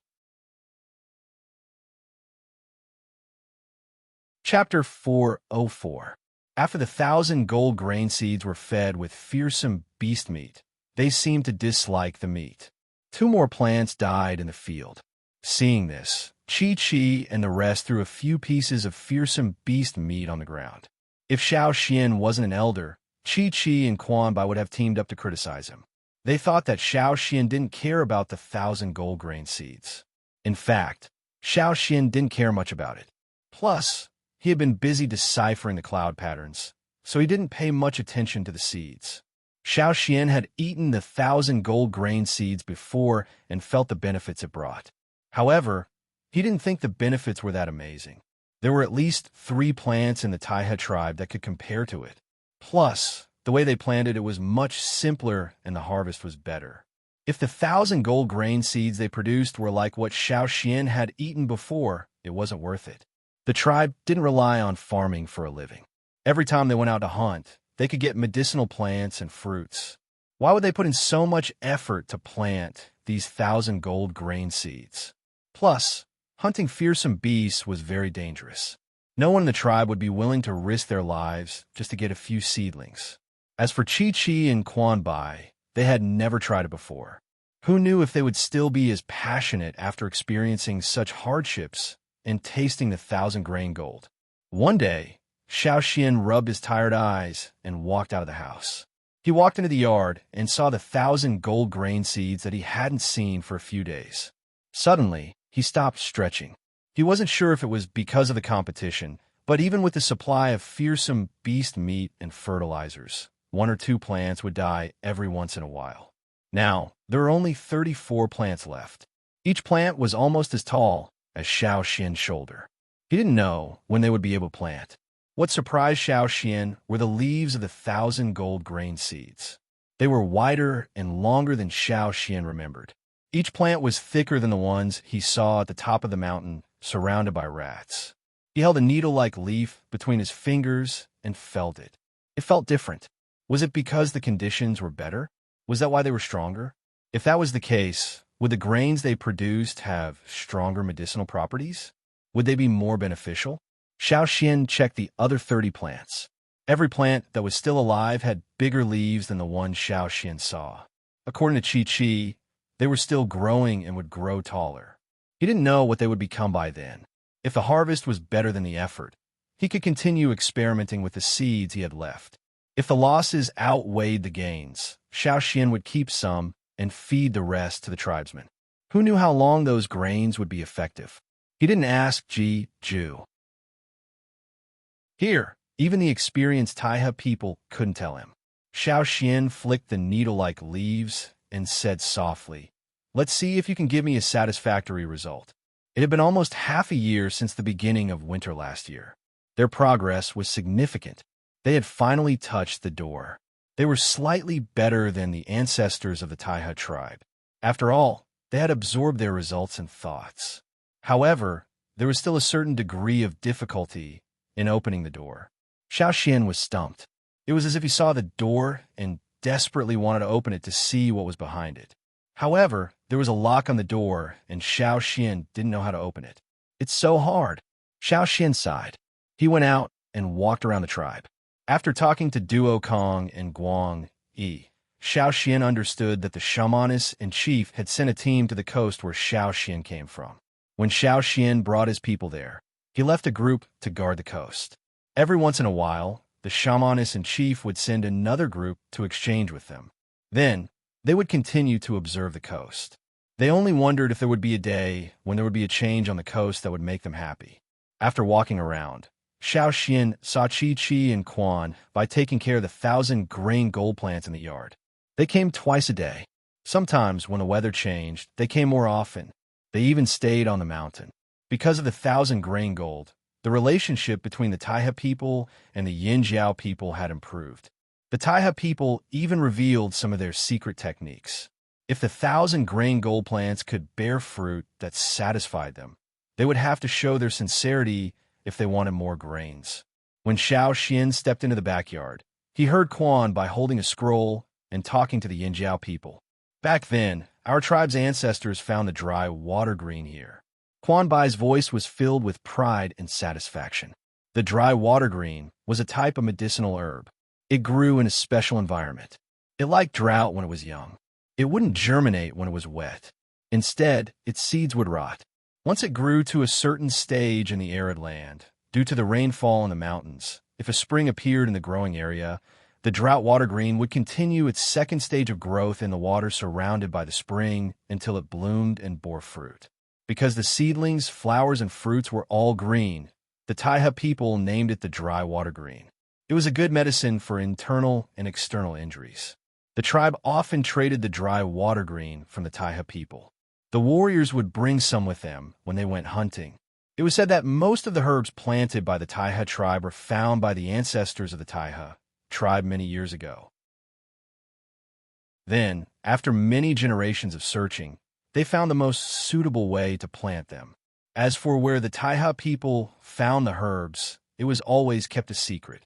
It was an important source of income for the Taiha people. They wouldn't tell anyone. It was only because of the 1,000-grain gold incident that they talked about it a little. However, some of the important parts were vague and did not go into detail. Xiao Xian was curious. He leaned over to look at the scroll in Quan Bai's hand. It was a map. More accurately, it was a simplified map. Before showing it to the Yinjiao people, Quan Bai personally simplified the original map and blurred out some details. It was like drawing a tree without leaves, only the trunk and branches. But when Xiao Xian saw the lines on the scroll, his eyes twitched. This map looked familiar. After thinking for a while, Xiao Xian's pupils dilated. "What are those curved lines?" Xiao Xian asked. Quan Bai was so engrossed in his explanation that he didn't notice Xiao Xian behind him. He was shocked by Xiao Xian's sudden question. He dared to show off in front of others, but not in front of Xiao Xian. After all, the 1,000-grain gold belonged to Xiao Xian. He had a favor to ask of him. Hearing Xiao Xian's words, Quan Bai adjusted his expression and put on a smile. "Those are rivers. The thick ones represent big rivers. The thin ones represent small rivers. Here, this is the river in your hunting area." Because in Yinjiao's hunting area, the rivers weren't drawn in detail. Quan Bai said that it was drawn 1,000 years ago before the Yinjiao people came here. As for this small river, they didn't draw it. Xiao Xian knew about the river that Quan Bai was talking about. When he was looking for the glowing stones, he heard about it from others. The river that they dug for the glowing stones should have been filled with water by now. It was just that it wasn't marked on Quan Bai's map. Xiao Xian's attention wasn't on the small river branches. What he cared about was the thickest river and the few important branches that extended from it. The main river was curved, and only part of it was drawn on the map. The two ends weren't completely drawn. It was said that one end was the sea and the other was the center of the continent. But just the lines of the river were already of great help to Xiao Xian. He had already solved one of the problems he faced while deciphering the cloud patterns. Quan Bai was worried that Xiao Xian would ask about some secret things and was thinking about how to reject him. But when he heard that Xiao Xian only asked about the rivers and some unimportant geographical information, he heaved a sigh of relief. He didn't ask about the place where their ancestors found the herbs. After getting the information he wanted, Xiao Xian patted Quan Bai's shoulder happily. "Thank you." Then, Xiao Xian rushed back into the house. Quan Bai was confused by Xiao Xian's reaction. He looked at the others and asked Chi, "What's wrong with your young elder?" "Who knows?" Chi didn't know what Xiao Xian was thinking about, but she didn't ask. Even if she knew, she wouldn't tell the Taya people. There were interactions between the two tribes, but if it wasn't approved by the shaman and chief, they wouldn't talk about it. The matter that the elder was thinking about should be quite important, so he couldn't tell anyone about it. On the other side, Xiao Xian rushed back into the house and closed the door. He moved a stack of leaves to the left of the table. These leaves had cloud patterns drawn on them, but he couldn't decipher them. He couldn't even guess. But when he saw the lines on the map in Quan Bai's hand, he realized that the cloud patterns he couldn't decipher weren't words, they were lines. Lines that represented geographical locations. When he reached a bottleneck in deciphering the cloud patterns, Xiao Xian stared at the cloud patterns on the cauldron. Even if he closed his eyes, he might not be able to draw the lines perfectly, but he wasn't far off. Xiao Xian had memorized the patterns. When he was immersed in his thoughts for too long, he would automatically think about the cloud patterns when he looked at the map in Quan Bai's hand. That was why he could think of the things he couldn't decipher when he looked at the map in Quan Bai's hand. He unfolded the stack of leaves and arranged them according to the pattern on the cauldron. Then, Xiao Xian took out a tree branch and tried to draw on the sand table. He removed the exaggerated or hidden lines and left the important ones. The cloud patterns on the cauldron were actually a combination of words and drawings. Chapter 405. After 2 sleepless days of deciphering, Xiao Xian drew the final result on an animal skin scroll. Although he did not understand the cloud patterns on the cauldron, Xiao Xian already knew a lot from what he had pieced together. The cloud patterns around the cauldron were like a guide. Most of the Xia people's cauldrons, no, not just cauldrons, but other objects would have such cloud patterns. Just as Zheng Luo said, these cloud patterns were different from the decorative cloud patterns other craftsmen made when they were casting bronze. These patterns had inherent secrets and were almost publicly displayed to the world, but few people knew about them. These cloud patterns were complicated, but every successful Xia person had to master them. It was like an anti-counterfeiting symbol. Back then, the ancestors of the Taihe tribe could not replicate it even if they wanted to. Not only that, after deciphering the cloud patterns, Xiao Xian felt that they contained an even greater secret. Perhaps it was a secret about the Xia people, or something more important. What were the Xia people good at? Forging. It was said that they were also good at making precision objects. The cauldrons they made were almost perfect circles. As for why there was a cauldron that failed to be forged, Xiao Xian did not know for now. However, from what he heard from others, the Xia people were indeed very capable. Did the secret about the Xia people also involve forging? In the information he deciphered from the cloud patterns, it mentioned a place. Xia descendants had to go there before they were considered true Xia people and worthy of the surname Gongja. Otherwise, they were failures of the Xia people. Xiao Xian did not know how many years ago the Xia ancestors set this cloud pattern, but this cloud pattern had existed for at least 1,000 years. It had existed even before the Yinjiao people arrived. Forging. This was indeed something that Xiao Xian was very interested. If he could master it, he would be able to master half of the Xia people's skills. His tribe's bronze wares would take a huge step forward. In this aspect, the Yinjiao people were indeed far behind. This tribe was still all right.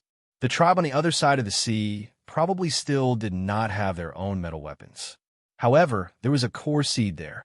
If they went back one day, everyone would be able to use the skill. As for the flat cauldron in the house, the cloud patterns on the three legs represented three words: Gongjia Mountain.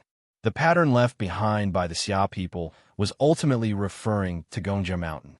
From the name, could it be the Xia headquarters? Or was it their ancestral land before the Xia tribe split up?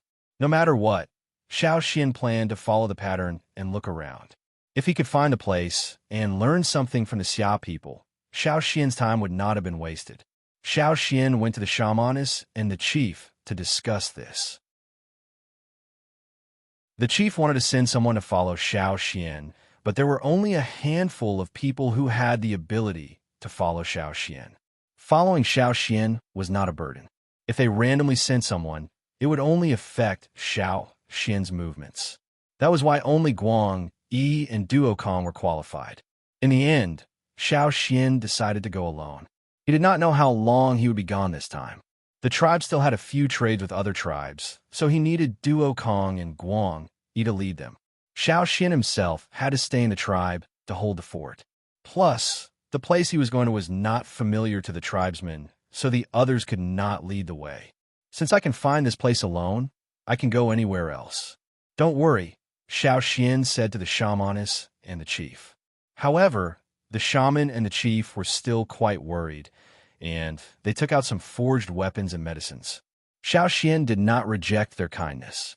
He took a sword from Zheng Luo and some medicine from the shamaness. The shamaness had taught Xiao Xian how to recognize these medicines, so he knew how to use them. It doesn't matter if we can't find Gongjia Mountain. Foraging skills are not as important as staying alive. The shamaness reminded Xiao Xian to come back if he could not handle it. Zheng Luo had the same thought. Although the cloud pattern Xiao Xian mentioned might have something to do with the Xia ancestral land and foraging skills, he was more concerned about Xiao Xian. After all, Xiao Xian was the only person from the other tribe who came here safely. He was also an elder acknowledged by the ancestors. If anything happened to him, would the ancestors still protect them? Zheng Luo still wanted to bring the tribe back to Yinjiao's ancestral land when he was still alive. I know. Xiao Xian nodded. You know nothing. The shamaness and chief cursed silently. They had no choice. If Xiao Xian was as mature as Guang Yi, they would not have to worry. However, Xiao Xian was too young. They were worried about a young man's temperament. The 1,000 grain gold's illness had been solved. Chi-Chi and the rest could take care of it. Xiao Xian did not have to worry. Hence, on a sunny day, Xiao Xian set off to find the Xia's secret. The first place he went was the river where he dug the water sunstones. After winter, when the snow melted, other than melting snow, there was also more rain. The river had risen. There were more crocodiles in the river. Every time the hunting party went hunting, they would go around this area. These crocodiles were very aggressive. They did not care who was on the riverbank. All humans, wild animals, fearsome beasts were their prey. In terms of size, the crocodiles here were bigger than the one Xiao Xian saw in the drumming tribe. There were also differences in their shapes. These crocodiles had longer snouts than the ones in the drumming tribe. Their upper jaw was longer than the lower jaw, and they had more teeth. The drumming tribe's crocodiles had around 60 to 70 teeth. The crocodiles here definitely had more than 100 teeth. Their thick, nail-like teeth and their distribution in the crocodile's mouth showed that these crocodiles were very good at catching prey. Their huge, sharp teeth could easily clamp down on their prey and drag them into the water to tear them apart. Their powerful biting ability and well-developed muscles allowed these seemingly clumsy fellows to move with exceptional agility. The crocodiles of the drumming tribe, because they lived with humans, were more or less tainted with human emotions. Even if it was only towards the people of the drumming tribe, it was still there. However, the crocodiles here wanted to kill everything. This was Xiao Xian's first impression of them. The sun was just right. Many of the crocodiles were lying on the shore, basking in the sun. Some of them were rolling around in the mud, some were biting each other, or perhaps they were fighting. From time to time, there would be some hissing sounds. When he was in the drumming tribe, Xiao Xian knew that these creatures that only knew how to bite and kill were actually very smart and cunning. They didn't have big brains, but their intelligence was far beyond people's imagination. When Xiao Xian lived in the drumming tribe, he once saw a child from the drumming tribe teasing a crocodile in the pond next to his house. Xiao Xian remembered that the child stood on the ground next to the pond. He didn't immediately throw the meat over. Instead, he first patted the crocodile's nose. This was like an agreement between them. After patting, the crocodile would open its mouth and wait for the child to throw the meat into its mouth before closing its mouth again. The second time, the child took out another piece of meat from the basket. However, the crocodile in the pond retreated a little. The child wanted to pat its nose, but he couldn't. So he walked a few steps towards the pond and finished the game of patting the crocodile's nose. The third time, the crocodile retreated a little further into the pond. The child continued to move forward. Both of his feet were already in the water. When the child threw the meat into the crocodile's mouth, the crocodile swallowed the food. Then it quickly bit the child's clothes and dragged him into the water. The child, who was standing there with the basket, was instantly dragged into the water. Xiao Xian, who was standing not far away, broke out in a cold sweat when he saw this scene. However, the people next to him told him that it was the tribe's Baoyu playing with the children.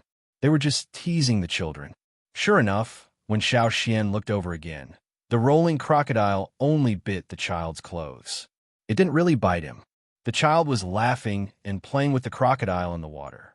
The meat in the basket had all fallen into the water and was divided by the crocodile in the pond. It was just a game. However, the game of the beast was closely related to hunting. At that time, Xiao Xian knew that the crocodiles knew how to strategy and how to lure their targets. On land, the crocodiles might be slightly inferior, but in the water, even the drumming tribe's people who were good at swimming were no match for the crocodiles. If the child was standing on the ground, his reaction might have been faster. However, he was lured into the pond by the crocodile, and his movements were limited. He didn't even have time to move before he was dragged in. The people of the drumming tribe were used to it. In their eyes, it was just a game. However, in the eyes of others, the crocodiles were extremely dangerous demons. If the child was a member of another tribe, he wouldn't have been bitten by the crocodile. Instead, he would have been bitten by the crocodile's arm, leg, or other body parts. After being dragged into the water, the possibility of him coming back to shore was very small. The crocodile's swaying dance and death roll were not a joke. The people outside the drumming tribe saw the crocodiles as killing machines. Xiao Xian wouldn't provoke these killing machines, so he stayed far away. He didn't even get close to the riverbank. He just followed the river to find the right direction. Based on the patterns he deciphered, Xiao Xian followed the river until he found the bigger one. Then, he continued to follow the bigger one. The bigger river that didn't dry all year round was just an inconspicuous and easily overlooked tributary on the map. From Quan Bai and the rest, Xiao Xian knew that there were crocodiles in these rivers, and they had been around for a long time. Before the Taya ancestors looked for herbs, crocodiles lived in the rivers deep within the forest, especially the thickest main river on the map. Quan Bai said that their ancestors had records of crocodiles. They said that there were extremely large, strange fish and fearsome beasts there. They were not to be trifled with, so they had to run for their lives. Xiao Xian didn't know how big the crocodiles in the records were, but they were definitely bigger than the crocodiles in these tributaries. Most creatures would stop growing after they reached a certain stage of development, such as humans. However, some creatures didn't. They were in the category of unlimited growth, such as trees and the crocodiles that lived in the rivers deep in the forest.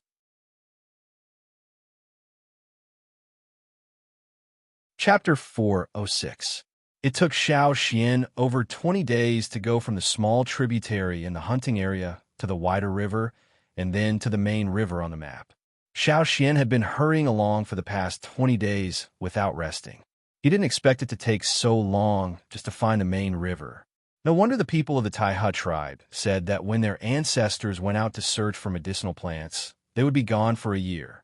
If they were looking for seasonal plants that bloomed and bore fruit, the herb gatherers would wait even longer because they might miss the opportunity and have to wait for the next year. Xiao Xian didn't need to wait. He just needed to find the place. Xiao Xian climbed up a tree and stood on a branch. He took out his animal skin scroll and looked at the map he'd drawn, trying to guess his current location.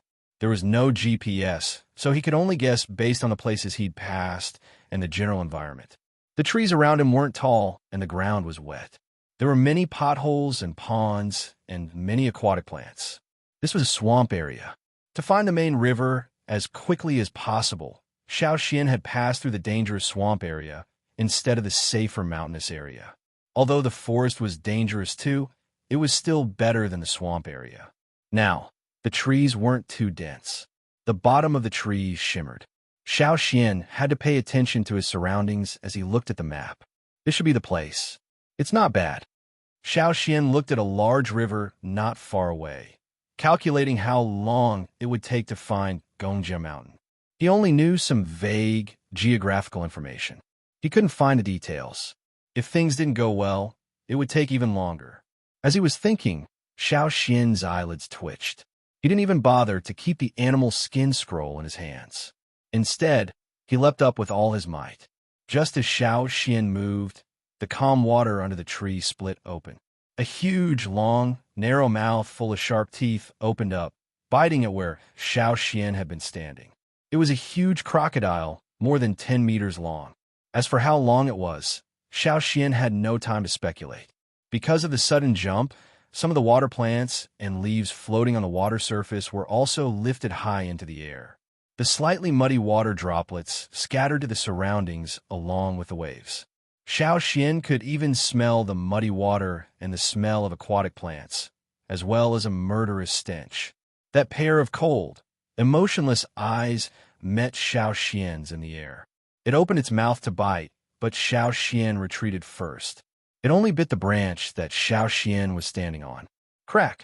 The crisp snapping sound indicated that the branch, which was as thick as a person, was as easy as biting a biscuit for the crocodile.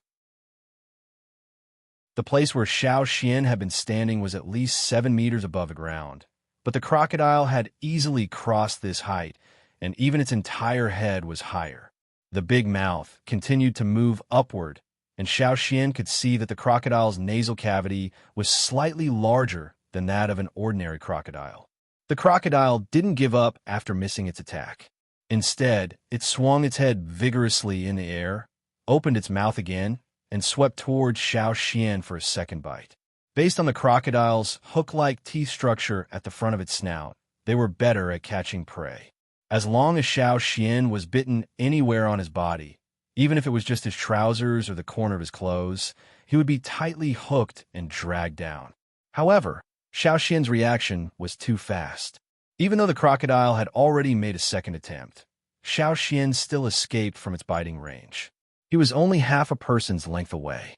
However, the crocodile had already begun to descend, and it couldn't make a third bite. Its closed mouth made a banging sound, and its scaly jaws trembled from the action of biting, as if venting its master's unwillingness. In the end, the crocodile fell heavily into the water, splashing up a large amount of turbid water mixed with seaweed. After falling back into the water, the crocodile didn't get up again, but left with the ripples of the water. Xiao Xian landed on another tree, but he didn't stop. Instead, he continued to jump a few times. A 7 to 8 meter branch wasn't safe at all. He had to find a bigger tree to rest on. That would be safer. The water under the tree was deeper than he thought, or the crocodiles wouldn't be able to hide their bodies completely. While Xiao Xian was looking for a taller tree, he encountered another leaping crocodile. As Xiao Xian bounced away, he drew the bronze sword that Zheng Luo had given him in the air. He twisted his waist and swung his arm with the sword, slashing the crocodile's mouth with great force. Clang! The vibrations from the sword showed the toughness of the crocodile's scales. However, Xiao Xian still managed to injure it, and the sword even pried off one of its teeth. If Xiao Xian had been stronger, he might have been able to cut a hole in the crocodile's jaw. Moving through the swamp was like moving through the crocodile's teeth. It was very dangerous, and because of this, the Taiha ancestors marked this swamp as an important place. If the Taiha descendants wanted to pass through this area, they had to be extra careful. The swamp was very wide. After Xiao Xian found a taller tree, he tried to find land. The river banks weren't all swamps. However, Xiao Xian didn't know where there was land. Even the Taiha ancestors left behind didn't mention it on the map. Xiao Xian could only rely on himself to find it. After putting away the map, Xiao Xian continued to jump above the swamp. He couldn't leave in the direction away from the river. Leaving the riverbank would indeed allow him to leave the swamp faster. But if he did that, Xiao Xian wouldn't know if he could determine the location of the main branch. After all, the main branch occurred a few times and didn't flow in a straight line. After walking for half a day in the swamp beside the river, the swamp gradually narrowed. Xiao Xian saw a large forest in front of him. It was taller and more lush, and he could even see the mountains. The swamp was coming to an end. Xiao Xian thought to himself. The number of crocodiles in the area had decreased by a lot. Previously, he had seen many crocodiles on the banks of the river and in the swamp. However, the closer he got, the harder it was for Xiao Xian to see a single one. Just like the fierce beasts in the mountains, a large crocodile needed to occupy a large area in order to obtain food for it to survive. There were only a few crocodiles in such a large area. This place wasn't out of the danger zone that the Taiha ancestors had marked out. It should still be the crocodile's territory. There had to be a reason for this abnormality. Xiao Xian became even more vigilant. As he ran towards the forest, Xiao Xian caught a glimpse of something floating on the surface of the river. After jumping up a tall tree, Xiao Xian looked at the river. There was a clump of water grass on the surface of the river. However, upon closer inspection, Xiao Xian felt that something was amiss. The clump of water grass floated up and down on the surface of the river. Bang! The clump of water grass shook and floated up a little. Water splashed out from it. At the same time, Xiao Xian also felt that the sound of the collision was very strange. There was more than one sound just now. It seemed to be the sound of metal colliding. What was that? Xiao Xian stared at the clump of water grass. There seemed to be something inside. A crocodile? A crocodile trapped in the water grass? No. Upon closer inspection, the clump of water grass was square, and on both sides of the water grass was wood.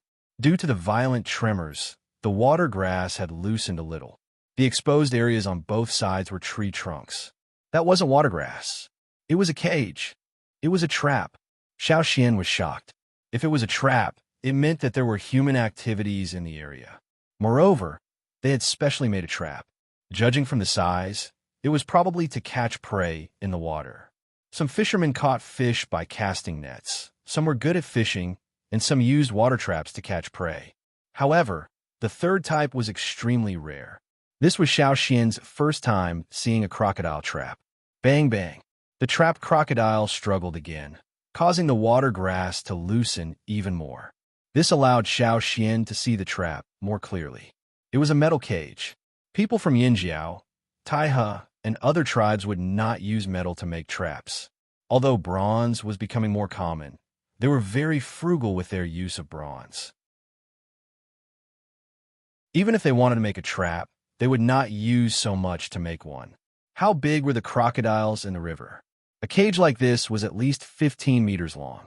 How much metal did it use? The further away they were from the great 6 cities, the less bronzeware they used. Xiao Xian had seen people from other tribes on his way here. The tribe he saw recently used horns and bones when they hunted. They rarely used bronzeware. Xiao Xian was very surprised to see such a huge metal cage. At the same time, Xiao Xian wondered if they were close to Gongja Mountain. Other people did not use bronze, but the craftsmen were different. Plus, someone who could make a crocodile trap like this was definitely not an ordinary tribesman. Xiao Xian wasn't in a hurry to leave. He found a suitable tree and stood on top of it to hide, waiting. Since the trap had caught its prey, the person who said it would be here soon. If the crocodile in the cage continued to struggle, the trap would be damaged even more. Sure enough, not long after, Xiao Xian heard the sound of someone approaching quickly. The sound was not loud, and the person was very good at moving through the forest. Judging from the sound, the person should be very familiar with this area. When he moved, he was very decisive and did not hesitate to stop. He was very confident. The whooshing sound soon reached the riverbank, not far away. Xiao Xian looked over and was stunned. He did not see the front, but at first glance, he thought it was a small crocodile moving around. But when he looked again, he realized it was actually a human figure. There were even human hands exposed. It really did look like a crocodile. Even when the drumming tribesmen were in totemic form, they did not look like this person. However, as he continued to observe, Xiao Xian realized it was actually a person wearing crocodile skin. When the drumming tribesmen used their totemic power to transform, their facial features and bones would change. This person only wore crocodile skin. His real appearance was not much different from a normal person.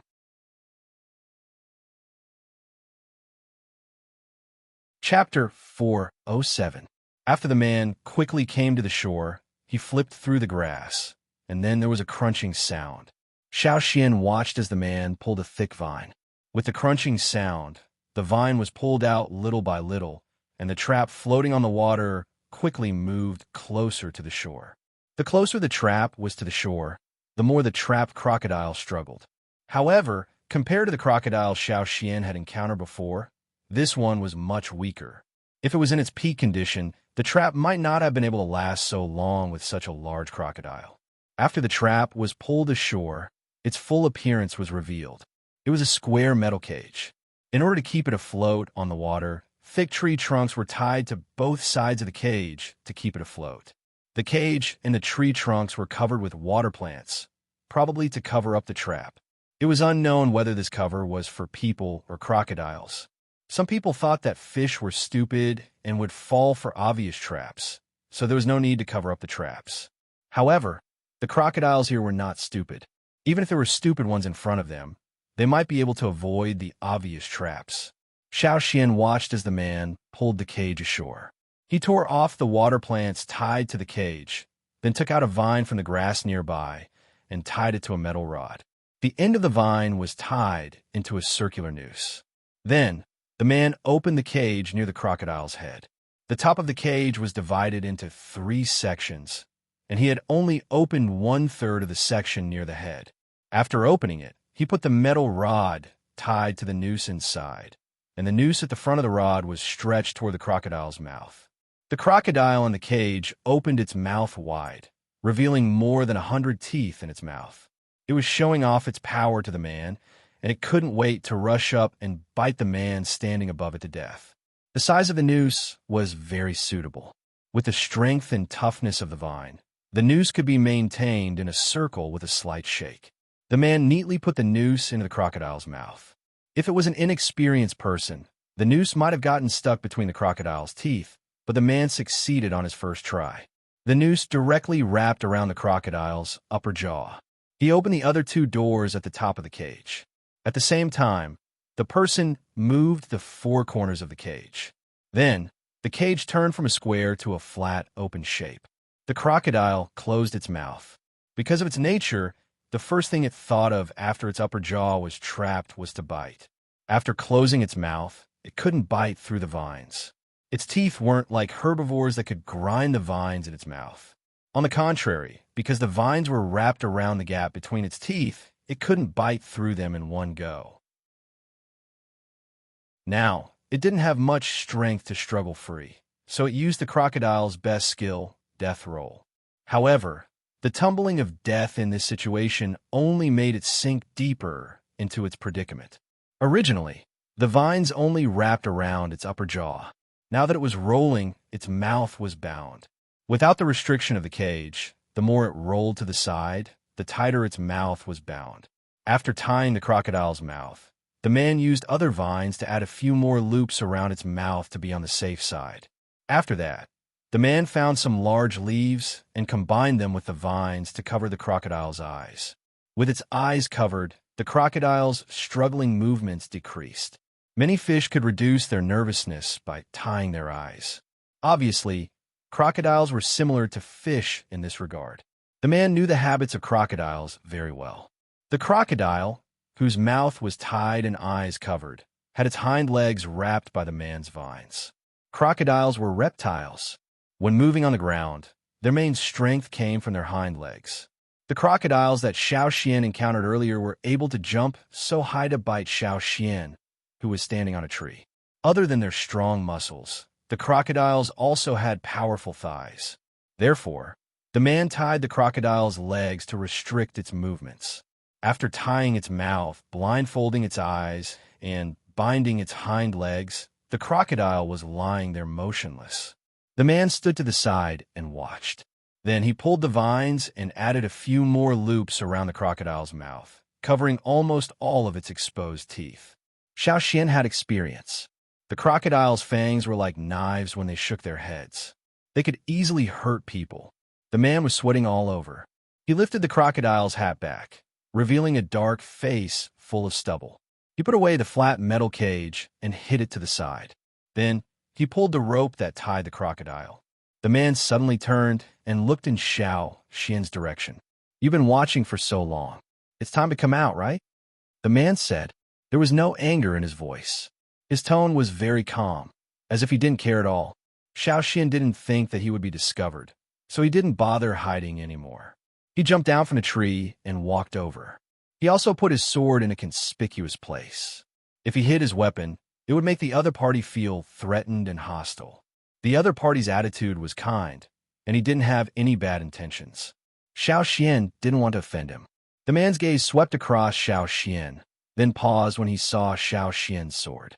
His eyes flashed with undisguised disdain. "Which tribe are you from?" asked the man. "The Yinjiao tribe."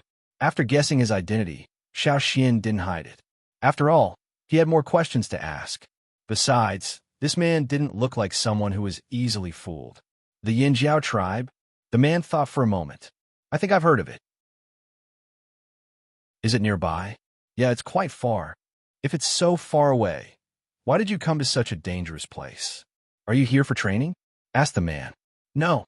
"Looking for herbs?" "No." "You're not here for Gongjia Mountain too, are you?" asked the man. Xiao Xian looked at him in surprise.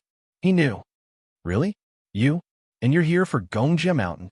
The man looked at Xiao Xian as if to say, "You've overestimated yourself." He was looking for death. Are there a lot of people here for Gongjia Mountain?" Xiao Xian was curious. "Not many, but there are still a few people." However, as they searched, they ended up courting death. That person said in a flat tone.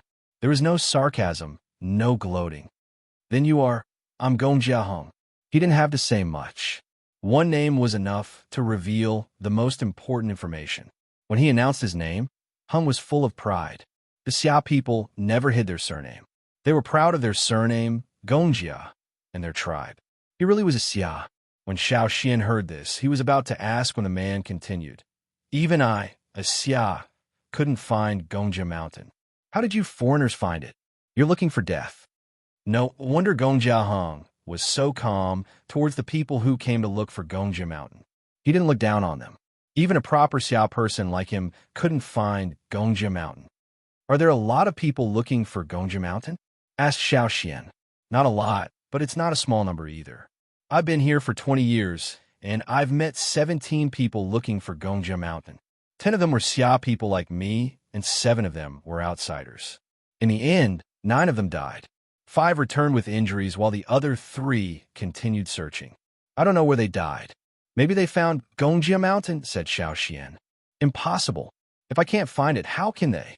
said Gongjia Hung confidently.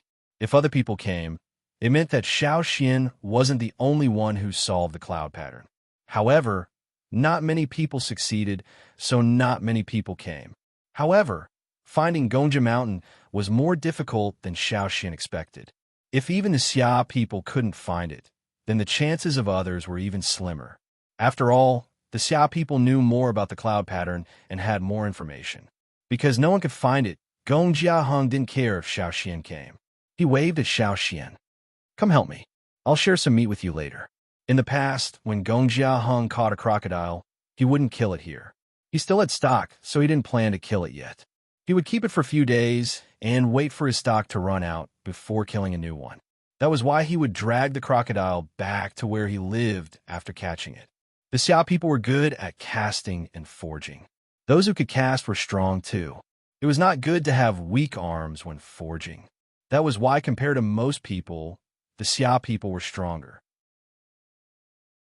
In the past, Gong Jiaheng would drag the crocodile back himself after catching it. In the past, he could use some tools like wheels. Now that he had used up a lot of materials, he had to drag it himself. It was too difficult to pull it himself, so he called Xiao Xian over to help. "Here, you pull the tail, I'll pull the rope." Before he could finish, Xiao Xian picked up the tail and dragged the 10-meter-long crocodile forward. He walked so easily that he cut off Gong Jiaheng's sentence. "Your strength is not bad." Gong Jiaheng pulled the rope for a while, but realized he didn't have a chance to use his strength, so he let go. He stared at the crocodile to see if it was still tired and to prevent it from breaking its vines to attack people. Gong Jiaheng had a large hammer in his hand. If anything happened, he would smash it. "Is this crocodile drugged?" asked Xiao Xian. "Crocodile? You mean it?" "Of course it's drugged, or it wouldn't be so quiet," said Gong Jiaheng. The bait he placed in the cage contained a drug that made the crocodile weak. The drug was very strong and could last for half a day. If the crocodile didn't eat it, he would continue to feed it the drug. "Right," asked Xiao Xian. "How did you know I was hiding there?" He thought he was good at hiding and didn't make a sound. "I felt someone watching," said Gong Jiaheng. Xiao Xian thought back. It made sense. He was too focused on the crocodile. Gong Jiaheng had lived here for 20 years, so he was very sensitive. Of course he noticed.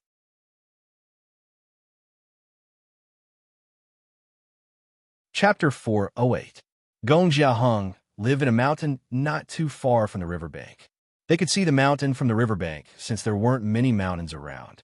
Xiao Xian asked a few probing questions along the way, and Gong Jiaheng answered them all. Unless it was about the Xia people's secrets, Gong Jiaheng did not care about anything else. He talked about the weapons he had forged the most, including large cauldrons and ceremonial weapons like swords and spears. His words were filled with confidence and pride. In the eyes of the Xia people, if they claimed to be second in forging, no one would dare claim to be first. The only ones who could surpass them were from their own tribe. Even when Gong Jiaheng was praising himself, he did not let his guard down.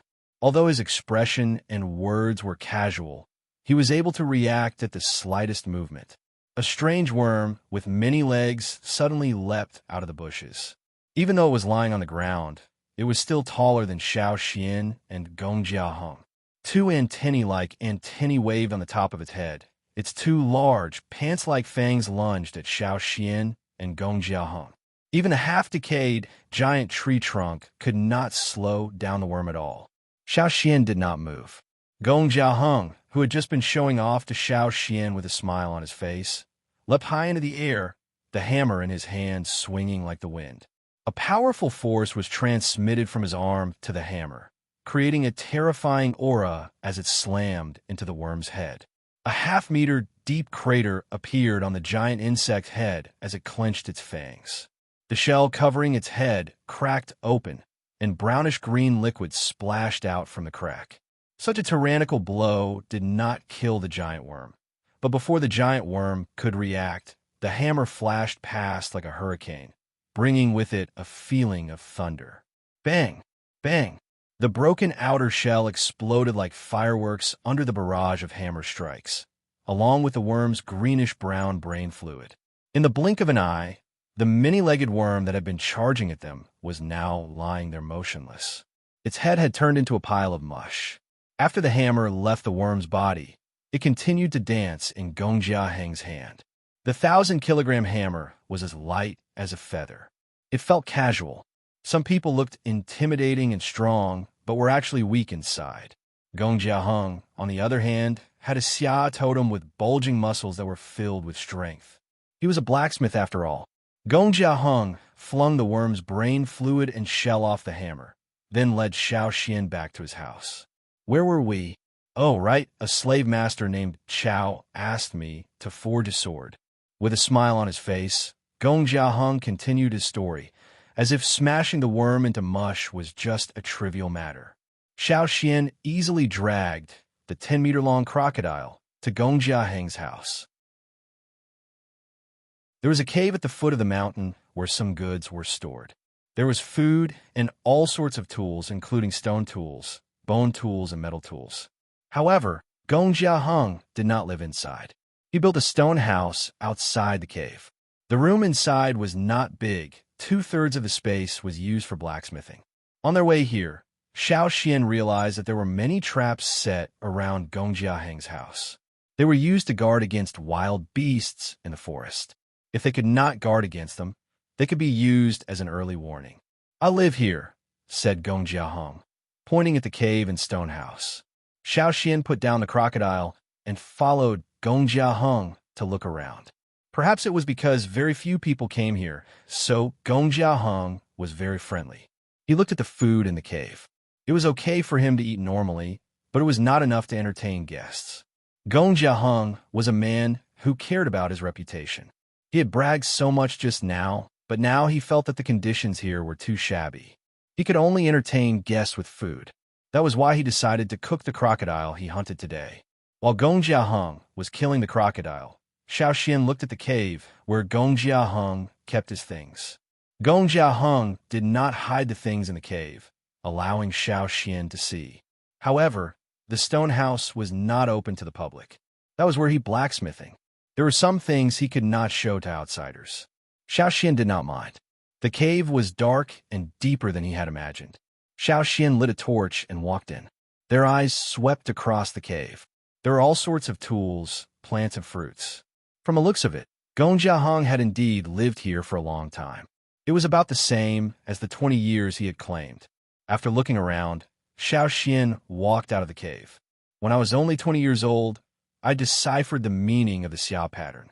I came out to look for Gongjia Mountain," said Gong Jiaheng as he dealt with the crocodile.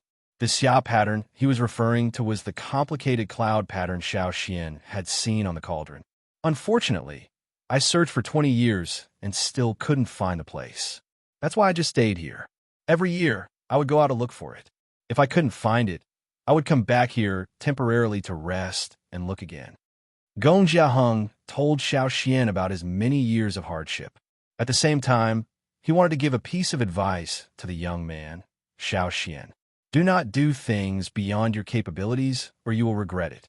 He had searched for 20 years and still couldn't find it. No wonder Gong Jiaheng did not mock the other people who went to look for Gongjia Mountain. He was the same. Fortunately, he was still alive and had not given up. "At first, I couldn't get used to it. Many of my tools were made of gold, and my food was much more delicate. But after I came here, I could only try my best to get used to it." All these years, Gong Jiaheng had learned many jungle survival skills from the tribes living in the forest. He did not have special ropes or copper chains, so he used vines instead. He knew which vines were suitable for hunting and how to make straw ropes. After so many years of searching for Gongjia Mountain, he had used up a lot of the gold he brought back. When he lacked materials, he would help the tribes in the forest forge weapons for low pay in exchange for materials. Sometimes, he would ask them to bring some when they went on a trade trip. He was different from the tribesmen who grew up in the forest. For the first 20 years of his life, Gong Jiaheng lived in a city ruled by slave masters.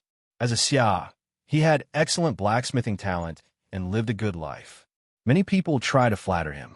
Even the slave masters would give him special treatment when they wanted weapons. However, after coming here, he could not continue like that. Gong Jiaheng's strategy was to be friendly to the tribes in the forest. He needed people to work with him and ask for help. With his identity as a Xia and excellent blacksmithing skills, other than a few tribes who were extremely xenophobic and isolated from the rest of the world, Gong Jiaheng met other tribes who treated him with respect. This was why he was so friendly when he met Xiao Xian. As long as they did not have ill intentions, Gong Jiaheng would treat them with friendliness. "Is that cage specially made to catch crocodiles?" asked Xiao Xian. "Yes, there are many fish here." Gong Jiaheng nodded solemnly. In such a primitive environment, in order to save materials, he could only learn to use materials other than metal. However, as a Xia person, he still leaned towards making metal. He had made other items in the past, but due to certain reasons, he abandoned the other metal items and made that cage. Many people laughed at him for being silly and wasteful, but he did not regret it. "There's a giant fish in that river." "Oh, it's the crocodile you mentioned. It's huge, though. I was almost eaten by it a few times when I crossed the river. I don't even know how many weapons I lost in that river." Gong Hung grew angry at the mention of this. He looked in the direction of the river with hatred in his eyes. Looks like they had a grudge. Speaking of crocodiles, Gong Hung had lived here for 20 years. Even if he had never seen a crocodile in the first 20 years, he had lived in the forest for many years. The river is deep. When they're in the water, they only show their eyes and nostrils. Gong Hung told Xiao Xian this so that Xiao Xian could understand the crocodiles better. Their strong tails can propel them to swim quickly underwater. At the same time, they can reduce the waves and sneak up on their prey. Even if they lose a leg in a fight, it's fine because they're born to be strong. Many of them are missing a leg. That's a sign of their fighting style. That's why, Xiao Xian, if you encounter a crocodile that's missing a leg, do not underestimate it or you'll regret it. Gong Hung said, however, when you came here, the crocodile that's missing a leg is inconvenient. In shallow water and on land, they use their legs more. Sometimes in shallow water, they can even jump by stepping on rocks underwater. Yes, I've experienced this before. Xiao Xian had compared the crocodiles here to the crocodiles in the drumming tribe. The crocodiles here had stronger hind legs and their teeth. If the drumming tribe's crocodiles' teeth were blunt cones, these crocodiles' teeth were sharp steel nails. Many aspects showed that the crocodiles here were more dangerous. Wow, I didn't expect this fish to be over 100 years old. It could be used as armor. Gong Hung picked up a scale and passed it to Xiao Xian. When the time comes, you can use its bone plates as armor. These fish can make good armor after they're over 100 years old. How do you know it's over 100 years old? Asked Xiao Xian. Look at the top. Gong Hung pointed at the scale. Look at the patterns. The scale Gong Hung passed to Xiao Xian had some patterns on it. They were like tree rings, showing the crocodile's age. As for the bone plates, this was another difference between the crocodiles here and the ones in the drumming tribe. The crocodiles here had over 100 bone plates under their skin. It was a type of hard armor that covered the crocodile's back. Xiao Xian could cut the crocodile's mouth with his sword, but he might not be able to cut the crocodile's back. Young crocodiles might be able to cut it, but over 100 years old, it would be difficult.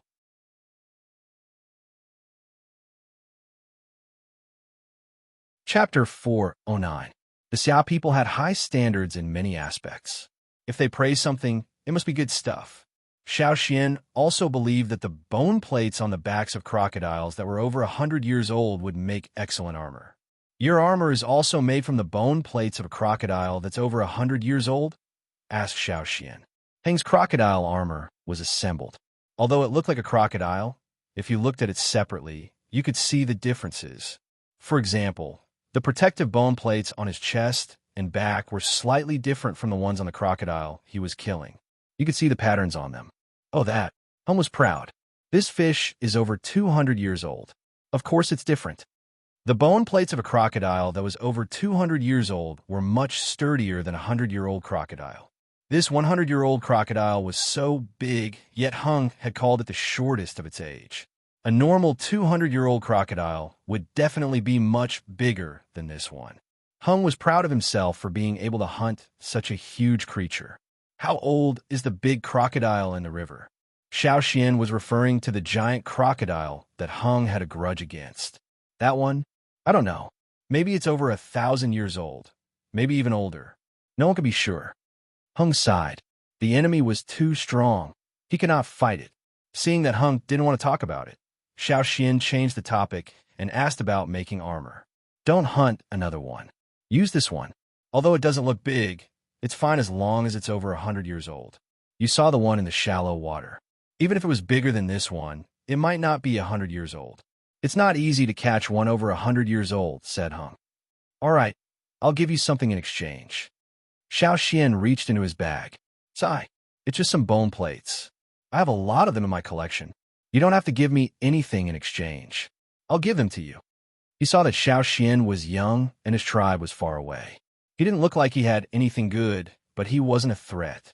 Hung had a good impression of him, so he decided to help him. He didn't need these things anyway, so he rejected him. Because it's a long journey, I didn't bring anything. Here, take this. It might be useful, Xiao Xian said, pulling out a water sunstone. He only had 2 water sunstones with him now. He would give one to Hung and exchange it with something else.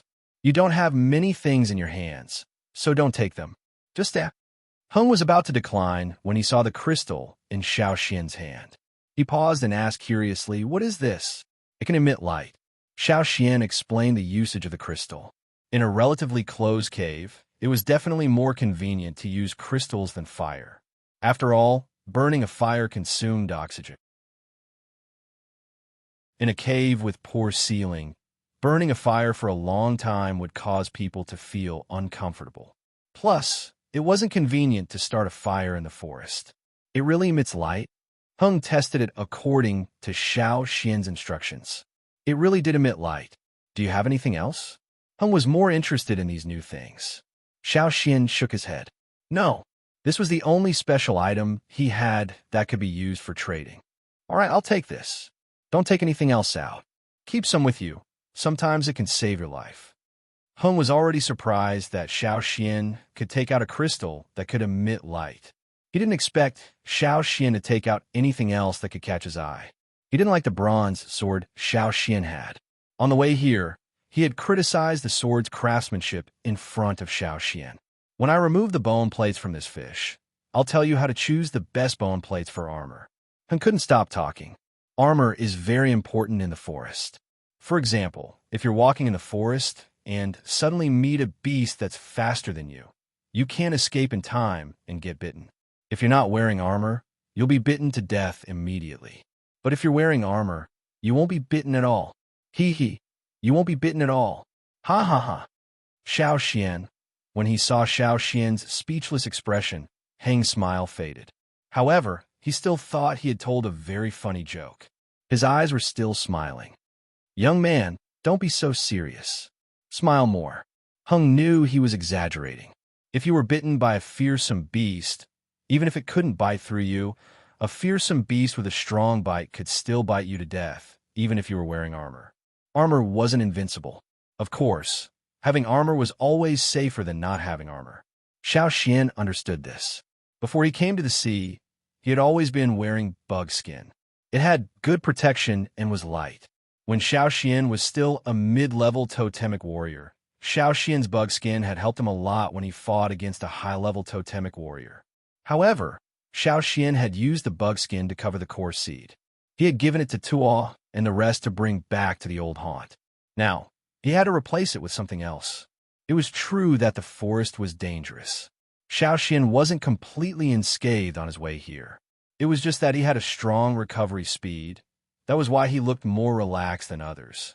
As they cooked the meat soup, Hung continued to tell Xiao Xian about his dangerous experiences in the search for Gongjia Mountain.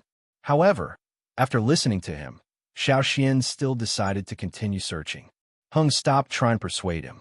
Young people just don't listen to advice. It was rare to have someone to eat meat and drink soup with. Hung was in a mood. He talked a lot, but Xiao Xian managed to glean some useful information. After eating and drinking, Hung did not stop.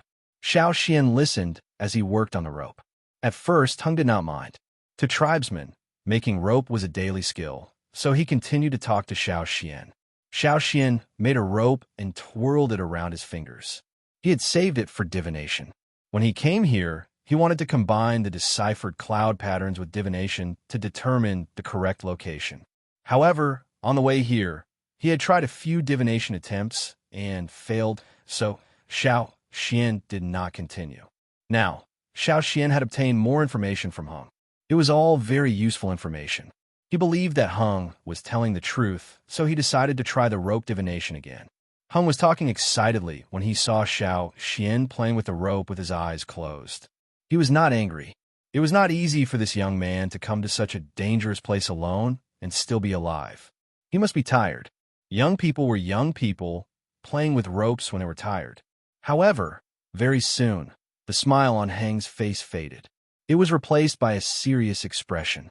He maintained his posture, but his eyes were fixed on Xiao Xian's movements. At first, he thought this young man was just playing with the rope to pass the time. However, Hung was once an upper-middle-class person in a big city. He had seen all sorts of things. Naturally, he could tell what Xiao Xian was doing. Divination. Was he from East City? No, This kid said he was from the Yinjiao tribe. He was a tribesman. On the way here from the river, Xiao Xian also had totemic patterns on his body. He was not from the Great Six. How did this kid know how to do this?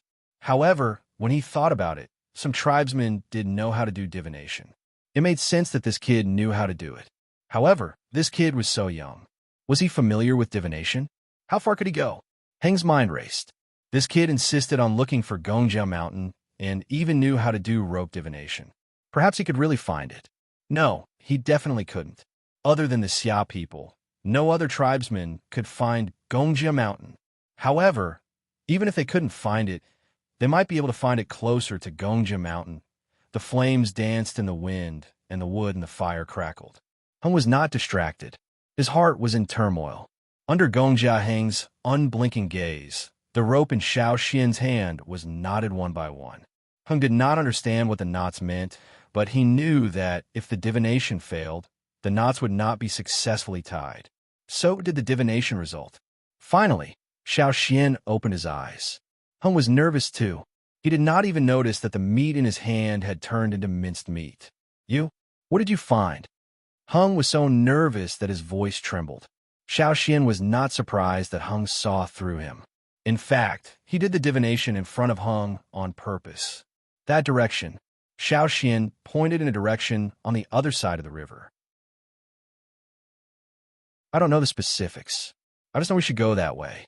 I think it's the same direction you've been to before. Of course I know it's the right direction, Heng said urgently. But what happens after we get there? How far can we go? What will happen after we get there? Heng knew he was heading in the right direction, but he had been searching for 20 years, and he still could not find Gongjia Mountain. He might have been smiling happily earlier, but when he thought about the fact that he could not find it after 20 years and did not know if he could find it in the future, damn it, he was anxious. Xiao Xian scratched his nose that was scratched by the flying grass. I don't know either. I'll see when the time comes. This was the truth. Heng was speechless. As the sky darkened, Xiao Xian decided to spend the night here. However, he did not sleep in the cave or the stone house. Instead, he slept in a small house on a tree. This was another resting spot for Heng. If there was any danger on the ground, he would run up the tree. That night, Xiao Xian slept on the wooden bed in the tree house. He closed his eyes and fell asleep. However, in the stone house under the tree, Heng could not sleep. He tossed and turned in bed, unable to fall asleep. He could not sleep, so he got up and went to the forging room. When he was frustrated, he would go to the forging room and hammer at the copper blocks. He did it for no specific purpose, just to vent his frustration. He hammered. Clang. Should he go out with that kid to look for it? He hammered again. Clang. However, he couldn't bear to lose face. Why would the Xia people need help from outside the tribe? Dignity was important. He hammered again. Clang. He had been searching alone for 20 years and still couldn't find him. Perhaps that kid could be of some use? Clang. Clang. Clang. Annoying. Annoying. Annoying.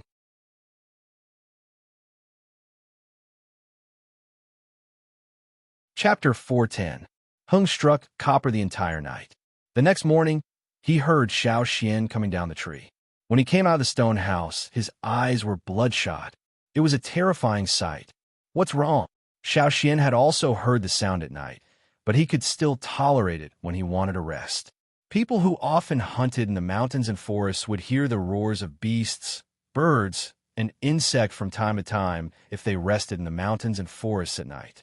If they couldn't even tolerate these sounds, then they wouldn't be able to rest. It was rare for the forest to be completely silent. When Heng heard Xiao Xian, he looked up at Xiao Xian with bloodshot eyes. His facial muscles twitched. Nothing. Then, he turned and walked towards the cave. There was some water stored in the cave.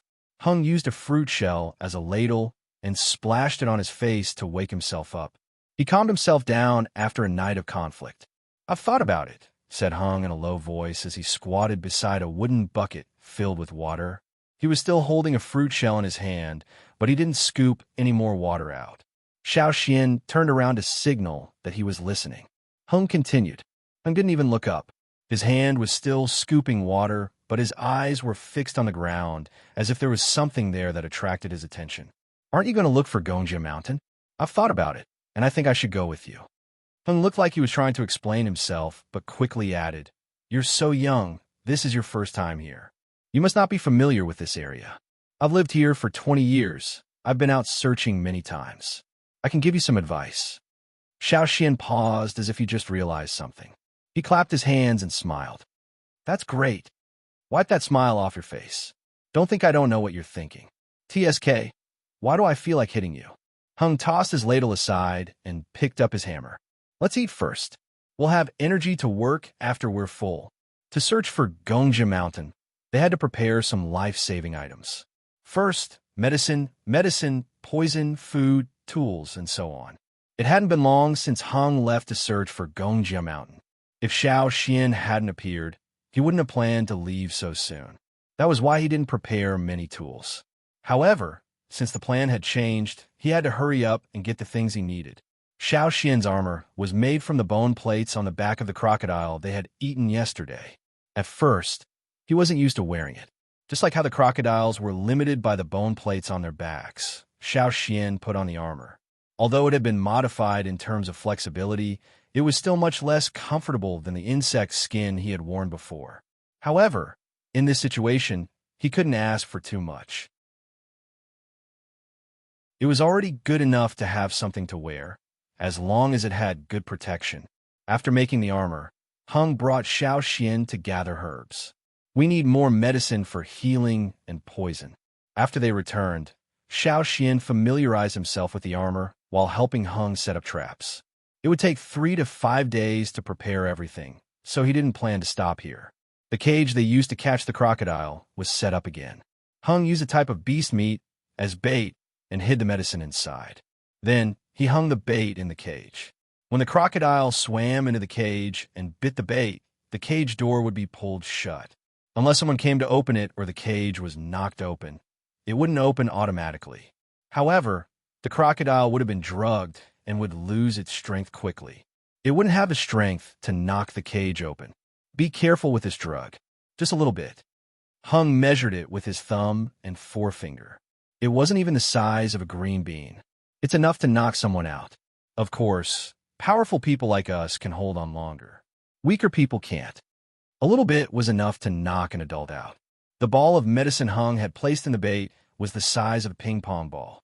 After the crocodiles ate it, they struggled. The so-called knockout drug was only a relative term.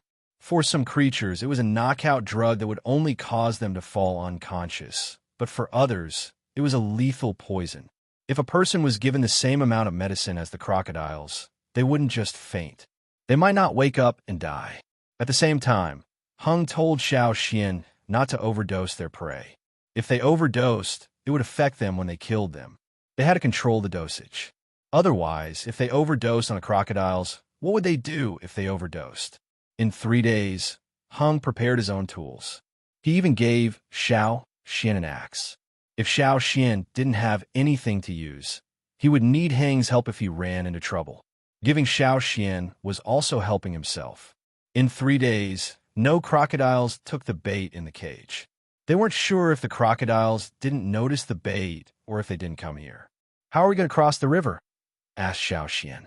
Although this main river was wide, standing on the riverbank, one could see the other side of the river in the distance. Compared to the river that isolated the tribe, it was not worth mentioning. "Should we make a boat or a raft?" asked Xiao Xian. "Don't think about that. Don't even think about it. You can't walk on the river." Although the river looks calm, the cage on the water hasn't caught a single crocodile in 3 days. That means the big crocodile is active in this area. If you want to make a raft or boat, you have to travel further. You can't use it here. You'll be swallowed along with the boat. That thing is very difficult to deal with, and it takes a lot of time, said Hung. He didn't set up the cage just for hunting. It was also an indication. If they caught a crocodile, it meant the big guy wasn't active in the area. However, if they didn't catch a single crocodile for a few days, it meant the other smaller crocodiles were scared away. They didn't dare to fight for food here. Then what should we do? Xiao Xian waited for Hung to tell him his plan. Since Hung often went there, he must have a plan. Hung smiled proudly and took out a wooden whistle. He blew it 3 times a beat. Toot, toot, toot. The whistle was sharp, echoing far and wide through the forest. After a while, Xiao Xian looked up into the sky. A dark brown figure was flying over from afar. It was about 4 meters long. "Look, here's my plan," said Hung proudly as he looked at the approaching bird. It was a bird that looked like a vulture. Most of its body was dark brown, with only a few gray patterns. The bird didn't come down immediately. Instead, it perched on a tree and looked at Xiao Xian cautiously. "Come down, Hammer. This is Xiao Xian. We'll be crossing the river together," said Hung.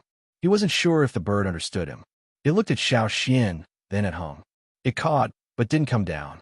Hung dragged out the remains of a ferocious beast to lure the birds down from the tree. "You didn't come down when I told you to. Now you come down when there's food. Coward." Gong Jia Hung even kicked the bird when it landed. He controlled his strength well, so he didn't hurt it or send it flying. "Caw!" The bird cawed, ignoring Hung as it began to peck at the food. "Bring us over when you're full. You hear me? Or I'll kill you with my hammer." Hung threatened with his hammer, but the bird didn't even look at him. It was as if all it saw was food. However, if you looked closely, you would notice that it tilted its head slightly in Hang's direction when he spoke. It was listening. When he saw the bird ignore him, Hung huffed and smashed his hammer on the ground. He sat down to rest. He told Xiao Xian about the bird. "That year, I caught it in trap. I put a copper chain around its neck and planned to pluck its hair and kill it for dinner. But that day, there was a tremor in the forest. Many stones rolled down from the mountain. The rolling stones were not the main thing. The main thing was that there were all kinds of frightened beasts in the forest. It was a mess. Those traps were useless in such a situation. I was almost hit by a beast. I was just trying my luck. When I saw a struggling bird, I untied the chain and climbed onto its back. At first, it wanted to throw me off, but after I pinched its neck a few times, it calmed down. After the chaos on the ground ended, I forced it to land. I thought that if it didn't listen to me, I would just use force and beat it to death. After all, there was a forest below, and with it as a cushion, I wouldn't fall to my death. Who would have thought that this fellow would be so cooperative?" After the crisis was over and I came back from hunting, if it was around, I would throw some meat to it. Gradually, it got better. Sometimes, when it was hungry and couldn't find food, or it couldn't beat the other birds in the flock, it would come to me for food. Now that I think about it, it's been more than 10 years. Hung reminisced, then turned to Xiao Xian proudly. "What do you think? Mine's not bad, right? Although it doesn't listen to me, it helped a lot. Without it, it would be more difficult to cross the river. We would have to meet the crocodiles, and maybe even the big one in the river. Actually, I used to have one too. It was bigger than yours and more obedient," recalled Xiao Xian. "Then where is it now?" asked Hung. He thought Xiao Xian was bluffing. He didn't believe him. "We haven't seen it in a year," sighed Xiao Xian. Uffed. Hung snickered. "The one you're talking about probably ran away with the other birds." "That can't be. It's always been alone," said Xiao Xian. Giant mountain eagles were not social animals. Unless they were in a group, they would usually be alone and would often fight with each other. However, what on earth was Cha-Cha doing now?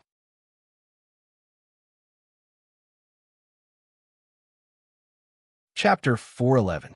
While Xiao Xian was thinking about Cha-Cha's whereabouts on the other side of the sea, in the old land of Yinjiao, the shaman was also thinking about the same thing. After Xiao Xian disappeared in the desert, Cha-Cha brought Tuo and the others back and left immediately. It was said that he appeared in the desert and last appeared in the Hui tribe. After that, he never returned to the ferocious beast's mountain forest. The shaman sent people out to look for him, but they couldn't find him. He originally planned to send people to the Hui tribe in the grassland to ask, but he didn't expect that before the people he sent out to leave the ferocious beast's mountain forest, people from the Hui tribe in the grassland came to find him. They said that Cha-Cha went to their tribe for a walk and then left with a few eagles. No matter if it was the eagles that had a conflict with Cha-Cha or the 2 eagles that went to the desert with him, they all left together. They were still wondering if Cha-Cha had taken all of them to the Yinjiao tribe, but they didn't find anything. Cha-Cha didn't have a mark, so it was different from the other ferocious beasts in the tribe. Except for Xiao Xian, it didn't listen to anyone, not even old Ku. Now no one knew where it was and where it took the air force of the Hui tribe. At the same time, a team of 7 eagles was flying up a mountain. They flew through the clouds and over the frost. When they were tired, they used their claws to hold on to the mountain wall. After a short rest, they shook off the ice on their wings and continued to fly up. The smallest eagle at the back was a little tired and was getting further and further away from the team. In the end, it could only rest on the mountain wall again. It was listless and cried out weakly. It looked like it didn't want to fly up anymore. The eagles in front of the team also stopped on a mountain wall and cried out, but no one flew down to help. One eagle wanted to, but it was stopped by the biggest eagle in the team and almost got hit by its claws. Since they couldn't help, they could only encourage it. The eagle above cried out to encourage its companion and signaled for the eagle that was lagging behind to fly up quickly. Cha-Cha was also watching from the side, but did not give any encouragement. After waiting for a while and seeing that the eagle below was still not moving, it retracted its claws and grabbed a snow-covered stone from the mountain wall. Then, just when the other eagles thought that Cha-Cha would help, it threw the stone down. The other eagles, the stone hit the head of the eagle below. The originally listless eagle was stunned. The snow on the stone flew into its eyes. Because the stone was not big and was mostly covered with snow, it was not injured. It only felt a little pain. After throwing the stone, Cha-Cha grabbed another stone and threw it. This time the eagle dodged it. After being smashed again and again, the eagle below was enraged. The feathers on its neck were a little puffed up, and the ice on its feathers fell with a whoosh. Screech! The eagle below let out an angry cry and flapped its wings to chase after Cha-Cha. After throwing another stone, Cha-Cha took off and continued to fly upwards. Seeing this, the other eagles quickly followed. After a long time, the 7 eagles had all flown to the top of the mountain and stepped onto the ice field. They lay on the ground weakly and did not have the strength to fight. The few smaller eagles were too lazy to even cry out. After a short rest, Cha-Cha got up and walked forward slowly. It was starving and wanted to eat ice. This was the second time it came to this place. The last time, it was that unknown eagle that brought it in Xiaoxian here. Thinking of Xiaoxian, Cha-Cha bit off a piece of ice from the icicle and threw it on the ground to step on it. F***CK. Xiaoxian disappeared again. The fog on the top of the mountain was very thick, but they could still see some huge black figures around. In this team, the 2 largest eagles were standing on the ground. They were both more than 10 meters tall, and one of them was more than 15 meters tall. However, in this ice field, they were considered children. No matter how arrogant the 7 eagles were outside, they did not dare to act recklessly here. Even if the other eagles were old, they could still kill them with one swipe of their claws. If they could fly here safely, it meant they had the strength to live. That was why they did not offend them and did not want to get themselves killed. The giant mountain eagles had to go through a trip to Eagle Mountain to grow. Every time they came here, it was like a snake shedding its skin. There were 2 eagles in the team who came here for the first time. They followed the 2 largest eagles out of the 7 with curiosity. Cha-Cha did not go over. It chose an icicle and rested there, thinking, when I leave this place again, I'll scare Xiaoxian to death. On the other side, Xiaoxian looked at the unwilling bird and turned to ask Hung, Hammer really won't throw me into the river? No, of course not, Hung promised, then glared at the bird called Hammer. Did you hear that? Do your job well, and I'll give you a reward, or I'll roast you today. Hammer bird let out a slow caw. See that? It agreed. Don't worry, it won't throw you into the river. Hung patted Xiaoxian's shoulder. Young man, be brave. Trust me more. All right, trust me more, said Xiaoxian. The things they had to bring were heavy. The weapons, especially Hang's big bronze hammer, would make the eagle protest for a long time. For safety's sake, they had to come in batches. In the past, Hung would come in 2 batches. Hammer would bring Hung over first, then fly back to bring the other things. Hang's plan was for Hammer to bring Xiaoxian over first, then come back to bring the other things. Finally, Hung will be brought over. We have to keep an eye on our things, or the monkeys in the forest will steal them all. Xiaoxian, you go over first. Hung had told Xiao Xian before that there were many annoying monkeys on the other side of the river who had stolen Heng's things. All right, Xiao Xian brought his own things. His things weren't as heavy as Heng's, so they could be done in one trip. Hammer jumped on its back and flew to the other side of the river. As he flew higher, Xiao Xian was able to see the area better, and he could see the situation within a large area. It was better to have air support. Xiao Xian didn't know that Cha-Cha had escaped with one of the Hui tribe's air forces. The people of the Hui tribe were frantically looking for them. Xiao Xian saw an island on the surface of the river. It wasn't actually an island, but the corner of a giant beast's head. Its bulging eyes were open, staring coldly at the sky. Xiao Xian felt that Hammer Bird, who was carrying him on its back, had shrunk its body a few times. Then it flapped its wings vigorously and flew higher and faster. It wanted to avoid this area as much as possible. Even if it was in the air, it was still very afraid of the creatures in the water. In the river, the area above the surface of the water expanded, revealing a long and narrow beak and two large nostrils. These were all signs of who this big guy was. This was the giant beast that had caused all the other crocodiles to disappear. This was the king of the river, giant crocodile of unknown age. Gongjia Hung told Xiao Xian that there was a time when he was riding a bird over the river. When he was about to reach the other side, he looked down from the sky and suddenly felt uneasy. He thought about the rumors and told the hammerbird to fly higher and faster. At the time, Hammer couldn't fly very high because it was carrying a lot of things and it was too heavy.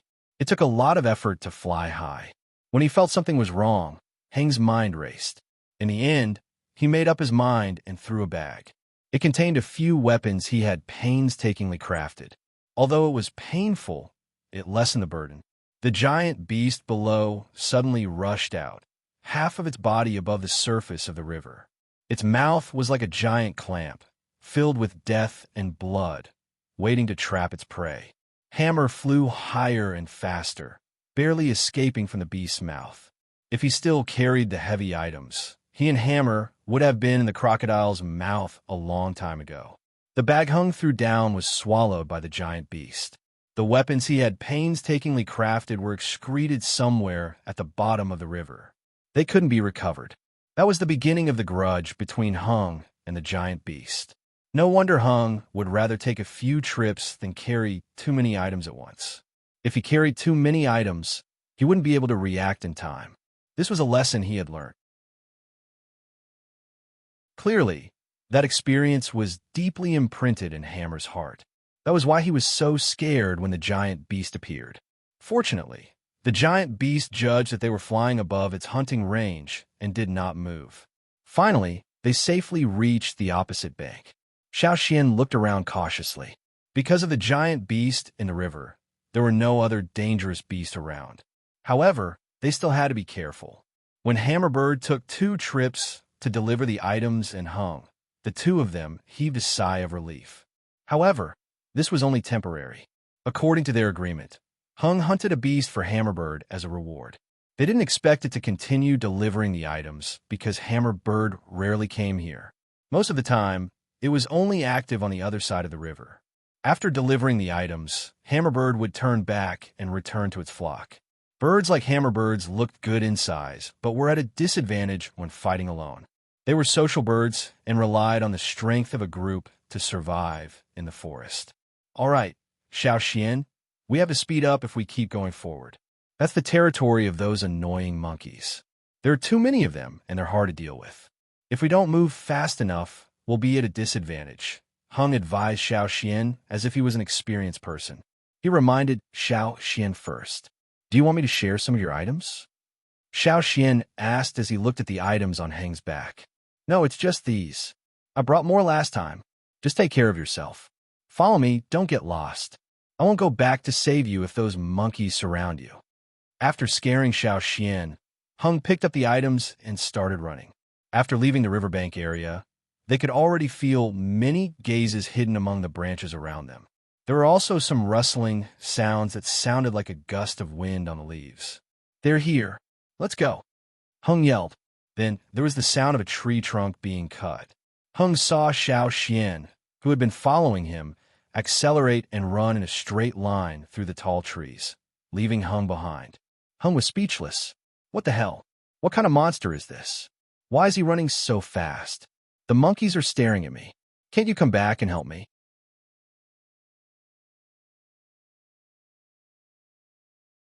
Chapter 412. Xiao Xian returned to help Gong Jiaheng. That way, they could leave this place as soon as possible. The monkeys in this area were not friendly. Although they were not big, they were hard to deal with. According to Gong Jiaheng, these monkeys liked to eat human brains. He had found a few human corpses in this forest with their skulls cut open. Anyone who could find this place was no weakling. That was why they could not fight these monkeys head-on. They would be at a disadvantage. Leaving as soon as possible was the best option. Since they were traveling together, they had to help each other. Initially, Gong Jiaheng thought that Xiao Xian, a young man who came here for the first time, would encounter many difficulties. He thought that if he helped, he would be able to save some face and teach this kid a lesson. He did not expect the situation to be reversed. Because of this, when the two of them ran away from the area occupied by the monkeys, Gong Jiaheng's expression froze. He did not know what to say. When he thought of his excuse, he blushed and thanked Gong Jiaheng dryly. In the forest behind them, there were still the unreconciled screams of the monkeys and the sound of beating branches. They seemed to be very angry. They actually couldn't stop a single intruder and were left far behind by the two of them. They didn't even touch the human skin. After leaving the monkeys' territory, the two of them hurried on. Xiao Xian did not need to look for them again. Gong Jiaheng led the way. He had been here many times, so he was familiar with this place. There were some small rivers around, similar to the ones in Yinjiao's hunting grounds. During the dry season, they would see the riverbed. They did not know which branch this river came from, but it extended all the way here. There were some smaller crocodiles and other aquatic animals living here. It was not the dry season yet, so they could hear the sounds of animals in and around the river. An anaconda was leisurely moving in the bushes by the river. It was lazy and did not care about the other animals around it, because it was already full. When Xiao Xian passed by it, he saw that there was a bulge on the anaconda's body. Judging from the shape, the anaconda had probably just swallowed a crocodile. In the beginning, Hung had told Xiao Xian what to watch out for. That was why Xiao Xian didn't need any reminders. He safely avoided the hidden predators. Xiao Xian was doing too well. He did not look like a first-time visitor at all. Because of this, Hung could not find another chance to teach Xiao Xian. This made Hung realize that his excuse of tagging along was unnecessary. He was frustrated. He could only sigh. The tribesmen who lived in the forest were indeed very suitable for moving around in the forest. 2 days after the departure. At this speed, we'll reach the resting place before dark, said Hung. Because he came here often, there were a few resting places along the way. One time, when he was looking for Gongja Mountain, he found a cave on one of the mountains. It was a suitable resting place. At the time, there were many snakes and insects in the cave. He even used medicinal powder to get rid of them. After that, every time he left, he would smoke the cave with medicinal powder to prevent it from becoming a nest of snakes and insects. Before the sun set, they reached the mountain Hung mentioned. The mountain was steep, and there were all sorts of wet moss on the walls. It was slippery, but it was not a problem for Xiao Xian and Hung. It's here. Hung looked at the large rock blocking the entrance. There were traces of green powder next to it. This was the medicine he had applied the last time he went back. It was still there, so there should not be any insects or snakes in the cave. There was no need to waste medicine to get rid of them. Take this, I'll move the rock. Gong Jiaheng passed his bag to Xiao Xian, then moved his shoulders. With both hands on the rock, he pushed hard to the other side. This rock was heavier than the crocodile he hunted. It was difficult to push it. Suddenly, Hung felt the resistance lighten. The rock moved quickly to the other side. Hey, didn't I ask you to hold the things? You push. Hung wanted to tell Xiao Xian to just hold the things. Why push the rock? Because of the limited materials, he treasured the weapons in his bag. If he lost them, it would be difficult to find them again. Unfortunately, there are many creatures flying in the sky and jumping in the forest. They loved to steal things, so he could not push the rock. However, when Hung turned his head, he realized that Xiao Xian was holding their belongings in one hand. He did not put them down, his other hand was pushing against the rock. You did a good job. These were the only words Hung managed to squeeze out. He thought to himself, so what if you're strong? However, as a fellow traveler, with Xiao Xian's help, Gongjia Hung felt much more relaxed this time. In the past, it would take at least 3 days to get here. Now it only took 2 days. Hung had to admit that Xiao Xian was quite capable. They lit a fire and went out to hunt a small, fearsome beast before the sky turned dark. They cooked it outside and brought it back to the cave. When I first came here, I wanted to build a house. Then I realized that a cave is more convenient, said Hung as he barbecued the meat. Our tribe lives in caves when we hunt. Xiao Xian told him about his hunting days. In the past, Hung did not understand the life of a hunter in the forest, but after 20 years, he was no longer curious. He did not ask. It was cold at night, and the wind was strong. The cave was not deep, so the fire danced in the wind. Xiao Xian walked to the cave entrance and moved the rock slightly. He left a small gap to prevent the wind from blowing in and affecting the fire. When he saw Xiao Xian move the rock so easily, Hung felt jealous. You Yinjiao people are all so strong. Yes, our tribe has a lot of manpower. It's suitable for forging. Speaking of which, I think I've heard of your tribe before. It's been too long, so I don't remember. In the past, Hung had focused on forging, so he only heard about it from others. He did not know much about it and was not interested in it. Later on, when he was searching for Gongjia Mountain, his information was even more limited. After a full meal, Gongjia Hung extinguished the fire and was about to rest when he saw Xiao Xian take out a glowing crystal, an animal skin scroll, and a weird-looking pen. He used the light to write and draw on the scroll. What are you writing? Asked Hung. I'm adding a map, said Xiao Xian. Why are you drawing a map? How many times do you plan to come here? I don't know. We'll be lucky if we can make it back alive. Don't think too much. As a real Xia person, I've been searching for 20 years, and you think you can find it in one go? But it's okay if you can't find it. It'll be a learning experience, said Hung comfortingly. Actually, he was looking forward to finding it on his first try too. However, he had been attacked time and time again. Hung was prepared to fight for a long time. He would not give up. If it weren't for the fact that he couldn't trade with other tribes to get materials, he would have stayed in this area. However, he was still curious about Xiao Xian's map, so he leaned over to take a look. He had seen the map Xiao Xian drew after deciphering the cloud patterns. At that time, it was just a few simple strokes. Now it was a lot more detailed. The places they passed, the monkey forest, the pond, the shrubs, and even the high mountains were marked. Why is this empty? Hung pointed at a spot on the scroll. I've never been there. I've been there. Let me tell you. Hung pointed at the empty spot on the map and started talking. He had been there when he was searching for Gongjia Mountain. Although it had been a few years, he still had a vague impression of it. Then, he said, when we get back, lend me a copy of your map. Hung liked Xiao Xian's simple yet effective markings on the map. He wanted a copy too. Sure. Since Hung agreed so readily, Xiao Xian did not feel awkward. I'll draw a copy for you when the time comes. Hung was satisfied when he heard Xiao Xian's reply.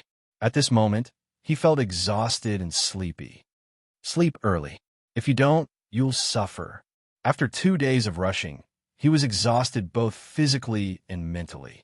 It was as if he had been smithing metal for more than 10 days. Just one night's rest was already rushed, and this kid was still staying up late? Xiao Xian continued writing. When Hung saw this, he did not say anything else. He would make the kid regret it later. However, when Hung woke up the next day, he realized that Xiao Xian was even more energetic than he was. He even went hunting early in the morning and brought food back for breakfast. Hung was about to say something when Xiao Xian asked in surprise, Master Gongjia, why are there 2 suns outside? When they arrived yesterday, although it was close to sunset, there was indeed only one sun. Xiao Xian had only seen one before, but this morning, when he went hunting, there were 2 suns in the sky. Where did the other one come from? After Xiao Xian's question, Hung no longer cared why Xiao Xian was so resilient. He smiled mysteriously. It's only 2 suns, and you're already scared? What will you do if there are more suns in the sky? Xiao Xian was silent for a moment, then probed. An illusion? Hung was even more surprised. If other people heard that there were more suns in the future, they would definitely ask for the reason. He did not expect Xiao Xian to be so direct. You can say that. Hung walked out of the cave and looked up at the 2 suns in the sky. He sighed. If Gongjia Mountain was so easy to find, there wouldn't be so many people buried here. Whether it was the people in the forest or the slave masters in the cities, they all used the sun's movement to determine their location and time. But what if the sun's movement changed?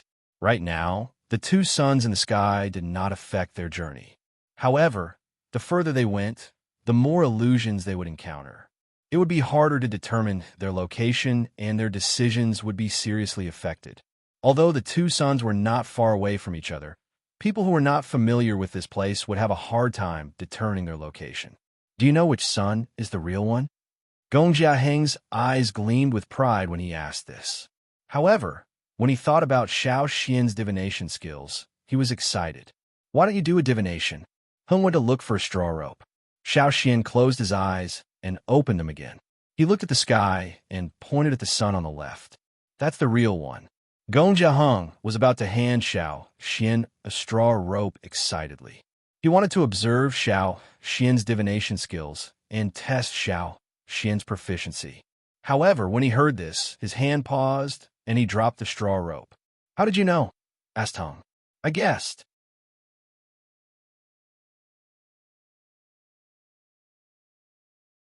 Chapter 413. Did you already know? Asked Hung. If not, how could Xiao Xian tell in such a short time? He did not believe that Xiao Xian was guessing blindly. Yes, I knew, said Xiao Xian. Gong Jiaheng relaxed. So that was it. Where did this kid get the answer from? Did someone tell him before he came? Just as he thought about it, Xiao Xian said, I got the answer when I was hunting this morning. I just confirmed it again. You mean you knew when you went out this morning? Yes. How did you know? I saw it. I can tell which is fake.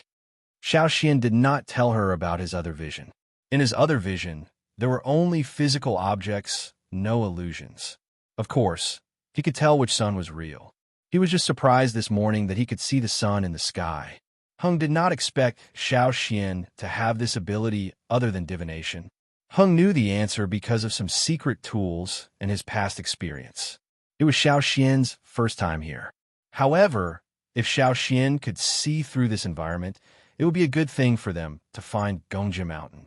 As for how Xiao Xian saw through the illusion, Hung did not ask. Everyone had secrets, just like how he hid many things from Xiao Xian himself.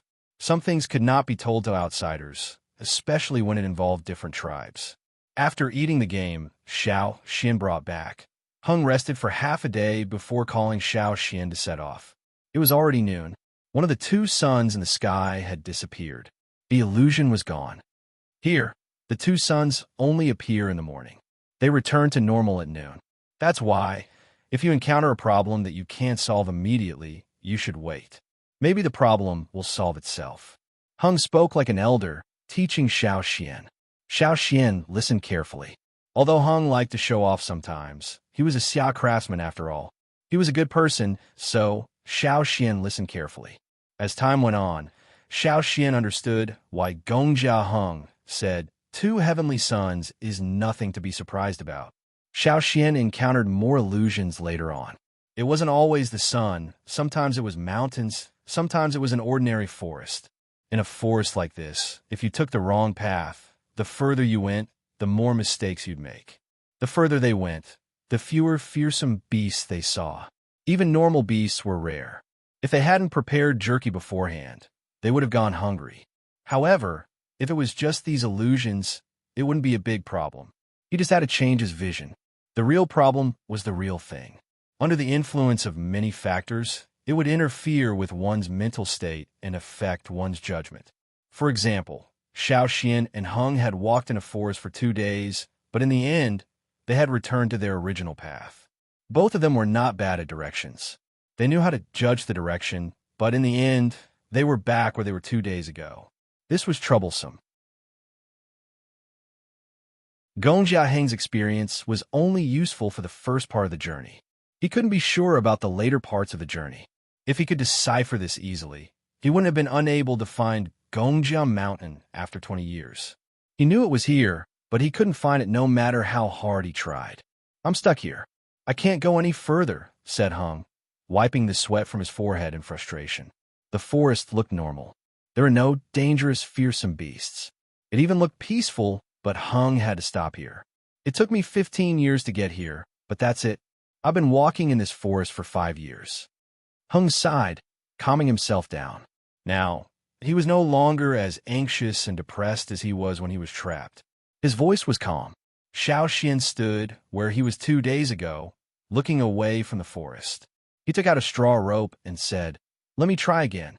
2 days ago, when Hung brought Xiaoxian here, he had asked Xiaoxian to do some divination to see which direction they should go. However, Xiaoxian had tried 3 times and failed. The rope broke before he could even make a knot. "It's okay if you can't read it." Hung looked at Xiaoxian's persistence and thought that Xiaoxian must be upset. But if it was so easy to get out, why would he be stuck here for 5 years? He had a strong feeling that as soon as he got out of this forest, he would arrive soon. However, it was like a thick door blocking him from his goal. However, although Hung said it was okay if he couldn't read it, he was upset too. The more he thought about it, the more frustrated he became. His emotions that had just calmed down were stirred up again. He shifted his gaze to Xiaoxian, wondering when Xiaoxian's knot would break. However, after a few breaths, one knot was done. After a while, another knot was formed. Then the third, Gongjia Hung, was like a statue frozen in place. His eyes almost popped out of their sockets as he stared at the rope in Xiaoxian's hand, his facial muscles twitching. The third knot was done, the fourth knot, the fifth knot. He watched as Xiaoxian's rope formed one knot after another, then another, forming even more complicated knots. Just a little bit more, just a little bit more. "Please don't break, please don't break." Hung was screaming in his heart, but he clenched his teeth, not daring to make sound. He was afraid that he would disturb Xiaoxian. He had searched for 20 years, been stuck here for 5 years, and had not made any progress. Now, the rope that he thought was hopeless was slowly forming knots. One could only imagine how Hung felt. Hung prayed in his heart, "Oh, straw rope, please don't break, please don't break. I'll just make every strand carefully, every knot will be carefully tied."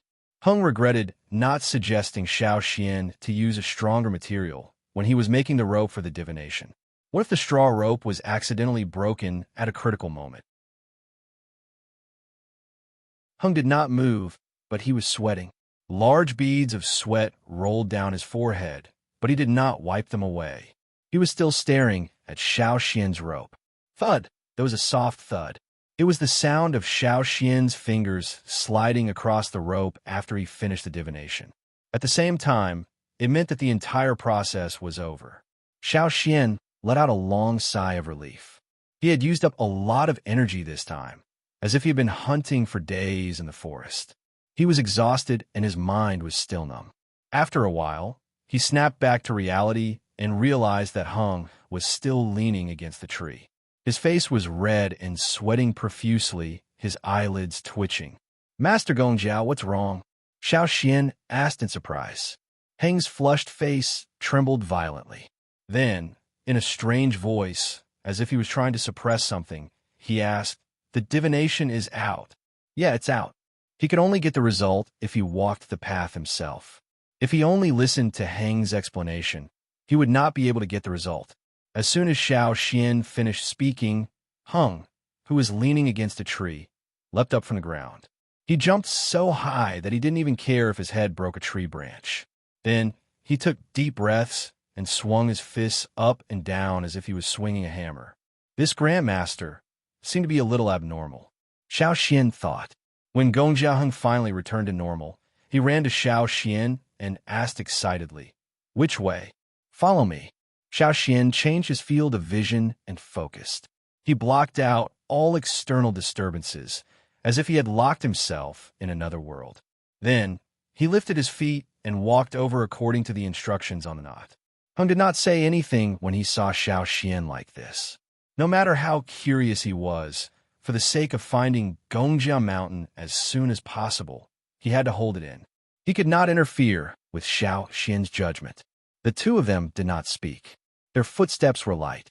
Only the rustling of leaves could be heard in the forest. Half a day later, they finally stepped out of the forest. There were no tall and dense trees blocking their view. They could see the mountain in the distance. Before sunset, they reached a valley. They could only rest here tonight. There were no caves, so they found a place to rest. This was not Gongjia Mountain, but Hung had a feeling. We're almost there. I can feel Gongjia Mountain calling me. Hung looked in a direction, his expression solemn. The closer they were, the more cautious they had to be. They could not fall before dawn. This seemingly ordinary valley might not be as easy to traverse as the forest from before. Xiao Xian leaned against the mountain wall to rest. He had used up a lot of energy today. He did not rest after reading the divination. When he walked out of the forest, every nerve in his brain was in a state of high tension. He only relaxed now. In his mind, on top of the totem flame, threads of energy extended out, following his blood, along with his muscles and bones, circulating in his body over and over again. Every time it circulated, the nearly exhausted power in his body would increase, and he would quickly recover. Xiao Xian's pale face gradually faded. His face was rosy again, but it was not obvious at night. One could not tell, but if he knew, he would be shocked at Xiao Xian's recovery ability. Xiao Xian originally thought that such a situation would not happen in the depths of the forest, but he did not expect to encounter it here. The night was very quiet. Other than the occasional sound of sand rolling in the wind, there was no other sound. When the wind stopped, he could not hear anything else. The gusts of wind, when he walked out of the forest during the day, were like an illusion. The next day, when Xiao Xian woke up, he was no longer tired. The sun had just risen, so it was not bright. In the U-shaped valley, the thick mountain walls on both sides were about 100 to 200 meters high. If you stood on the mountain, you would realize that the further you walked, the higher the walls became. That was why Xiao Xian could not see the details of the valley. He could not see where it led to. You're tuning in to the Warrior Lore YouTube channel. Don't forget to subscribe and join us on this journey to catch the most captivating stories.